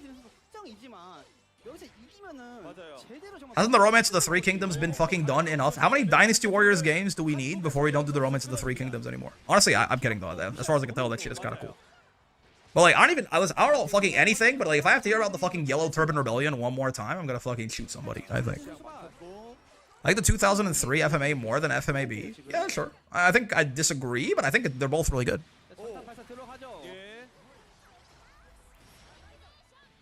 Dungeon Meshi also ladies stay winning? Real.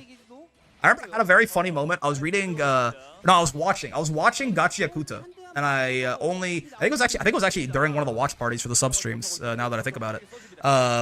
And we got to a point where it was like in the first few episodes, we got to a point where the main character is like meeting this guy, and he sees a cool weapon, and he just takes it. He's like, oh, cool weapon. And then this guy comes over and he's like, hey, that's mine. And like they start to get in a fight because he stole. Like, he's like, you took my shit, give that back. And he's like, no, but it's cool. And then like they get into a fight, right? And then like, well, they're starting. It's like it's escalating, right? And then like at a little bit through there, the main character is like a young boy, right? Like it's a shonen manga, so like the main character is like a young like teenage boy, right? He has like a flashback to his father telling him basically a lesson about like de-escalation, right? Like he was like, oh, like some people get mad sometimes because like they feel certain things might be more personal for you than them, whatever. Like just try and like imagine like what the other person is feeling, and then you might be able to like understand them a little better. Like imagine what it might be like to be in their shoes in this situation. Oh, there's Gamera, by the way, cleaning that shit up. Imagine what it might be like to be in their shoes, and then like it'll be easier to understand them, right? And then he like after having this flashback, he like de-escalates the situation, right? And I paused it. I can't remember if this was like during a watch party, if it was later when I was watching a little bit more of it with a friend of mine. But like I paused it and I was like, hold up, who the fuck wrote this shit? Because I didn't know at the time, right? I was like, listen. Dragon Ball is my favorite manga ever, and it is written by a man, right? But I was like, I've read enough manga. I've just seen enough. Like, I'm also a guy, right? So I was like, there is just no way that this shonen battle manga that had a lesson about empathy and de-escalation so explicitly stated in the middle of it was written by a man. I'm like, I'm sorry. I've seen enough of them. That didn't happen, right? And someone looked it up and was like, K Ron, and I'm not. I believe that I actually don't know if K is they, them, or she, her. I think some people told me that they were maybe non-binary, but then someone said, no, that's not right. She identifies as female. Regardless, they're not a man. The important part here is like the non-masculine part of it, right? It was just a funny moment where I was like, hold on, there's a like straight up like very direct lesson about empathy, de-escalation, and not settling things through violence in this manga targeted to young boys. Who wrote this shit? Tell me right now. You can just tell sometimes. It's like, no. What woman or otherwise non-masculine figure wrote this? Profiling correct? Listen. Fire Emblem Three Houses is one of the Fire Emblem games I recommend to anyone new to the series. It was my first Fire Emblem game, and it has made me interested in playing more Fire Emblem games. So, certainly, it did what it says on the tin in that case.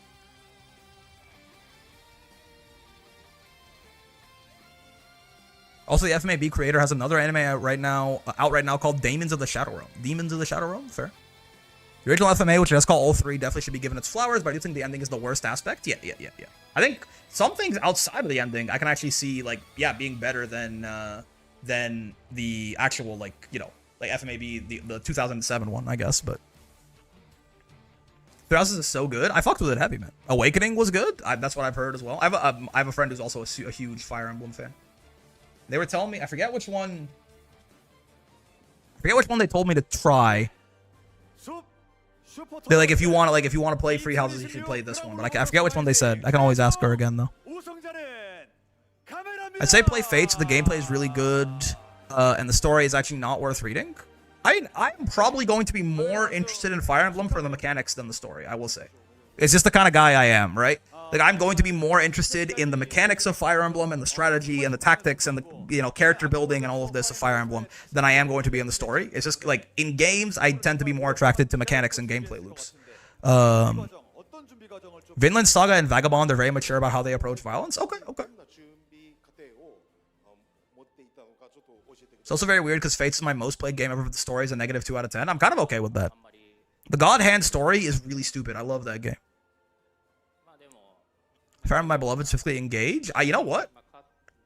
Engage, I heard, is also actually pretty fucking good. Engage is fun if you survive the beginning and skip literally all the story. Again, my same super fan Fire Emblem friend said that one of the things they love is that Engage has some of the most like build freedom and build diversity with like all the fucking JoJo stand rings you can give people. So like apparently it's like compared to a lot of Fire Emblem games, they have you can there's a lot of build freedom apparently. I don't know. I've never played it, and I've never played other Fire Emblem games either, except for Three Houses. But that was something they really liked about it, at least. God Hand is hilarious. Oh, it's really funny, yeah. But it's not like the story is fucking some sort of work of art or anything. It's also ridiculously mechanically complex. You kind of need to look into its mechanics to learn it. I mean, my favorite video game currently is Uma Musume Pretty Derby. So I guess if you don't play Uma Musume Pretty Derby, that might seem like a non sequitur. Where I'm like, you're talking about like, but it's very mechanically complex and you have to look into and like read up about its mechanics to learn it. And I go, yeah, well, I play Uma Musume, so you know that should tell you all you need to know. That might not tell you all you need to know if you don't play that game, but that is like a heavy spreadsheet game, right? I know, like it's the cute horse girls, but no, that is like a fucked up amount of spreadsheet game, right? So like that, my point is, yeah, if I really like that, then I will probably like Fates for the same reason, sort of, right? Assuming that's you're talking about Fates being like really mechanically complex. Shout out Gamera, by the way. I was totally paying attention the entire time that you're winning that tournament, man. Now I have friends who play. I've heard this from them. Yeah. Part of the reason that Uma is so complex is kind of because it does a very bad job at explaining its mechanics. But like, even once you understand how the mechanics work, there is still like a very complex system at play, right? I actually don't like Engage because that build freedom kind of just kills the point of classes and characterization through gameplay. Fair. Rings are free, gotcha. Build currency is annoying, and there are a ton of required units every map. Okay, fair enough. She really liked it, but I mean, obviously, I'm literally parroting her opinion. I've never played Engage, and the only Fire Emblem game I've played is Three Houses, so I really have no strong opinion on like what even makes a good Fire Emblem game. Three Houses was fun though. I liked Three Houses quite a lot. I have like 100 hours in it. I think I did. I think I did go Hitler route though, unfortunately. I was conservative back in the day, okay? I didn't know any better. I was stupid. I'm not gonna pretend I've been woke my whole life. I was dumb before. I was a young man at a certain point. I fell down a pipeline.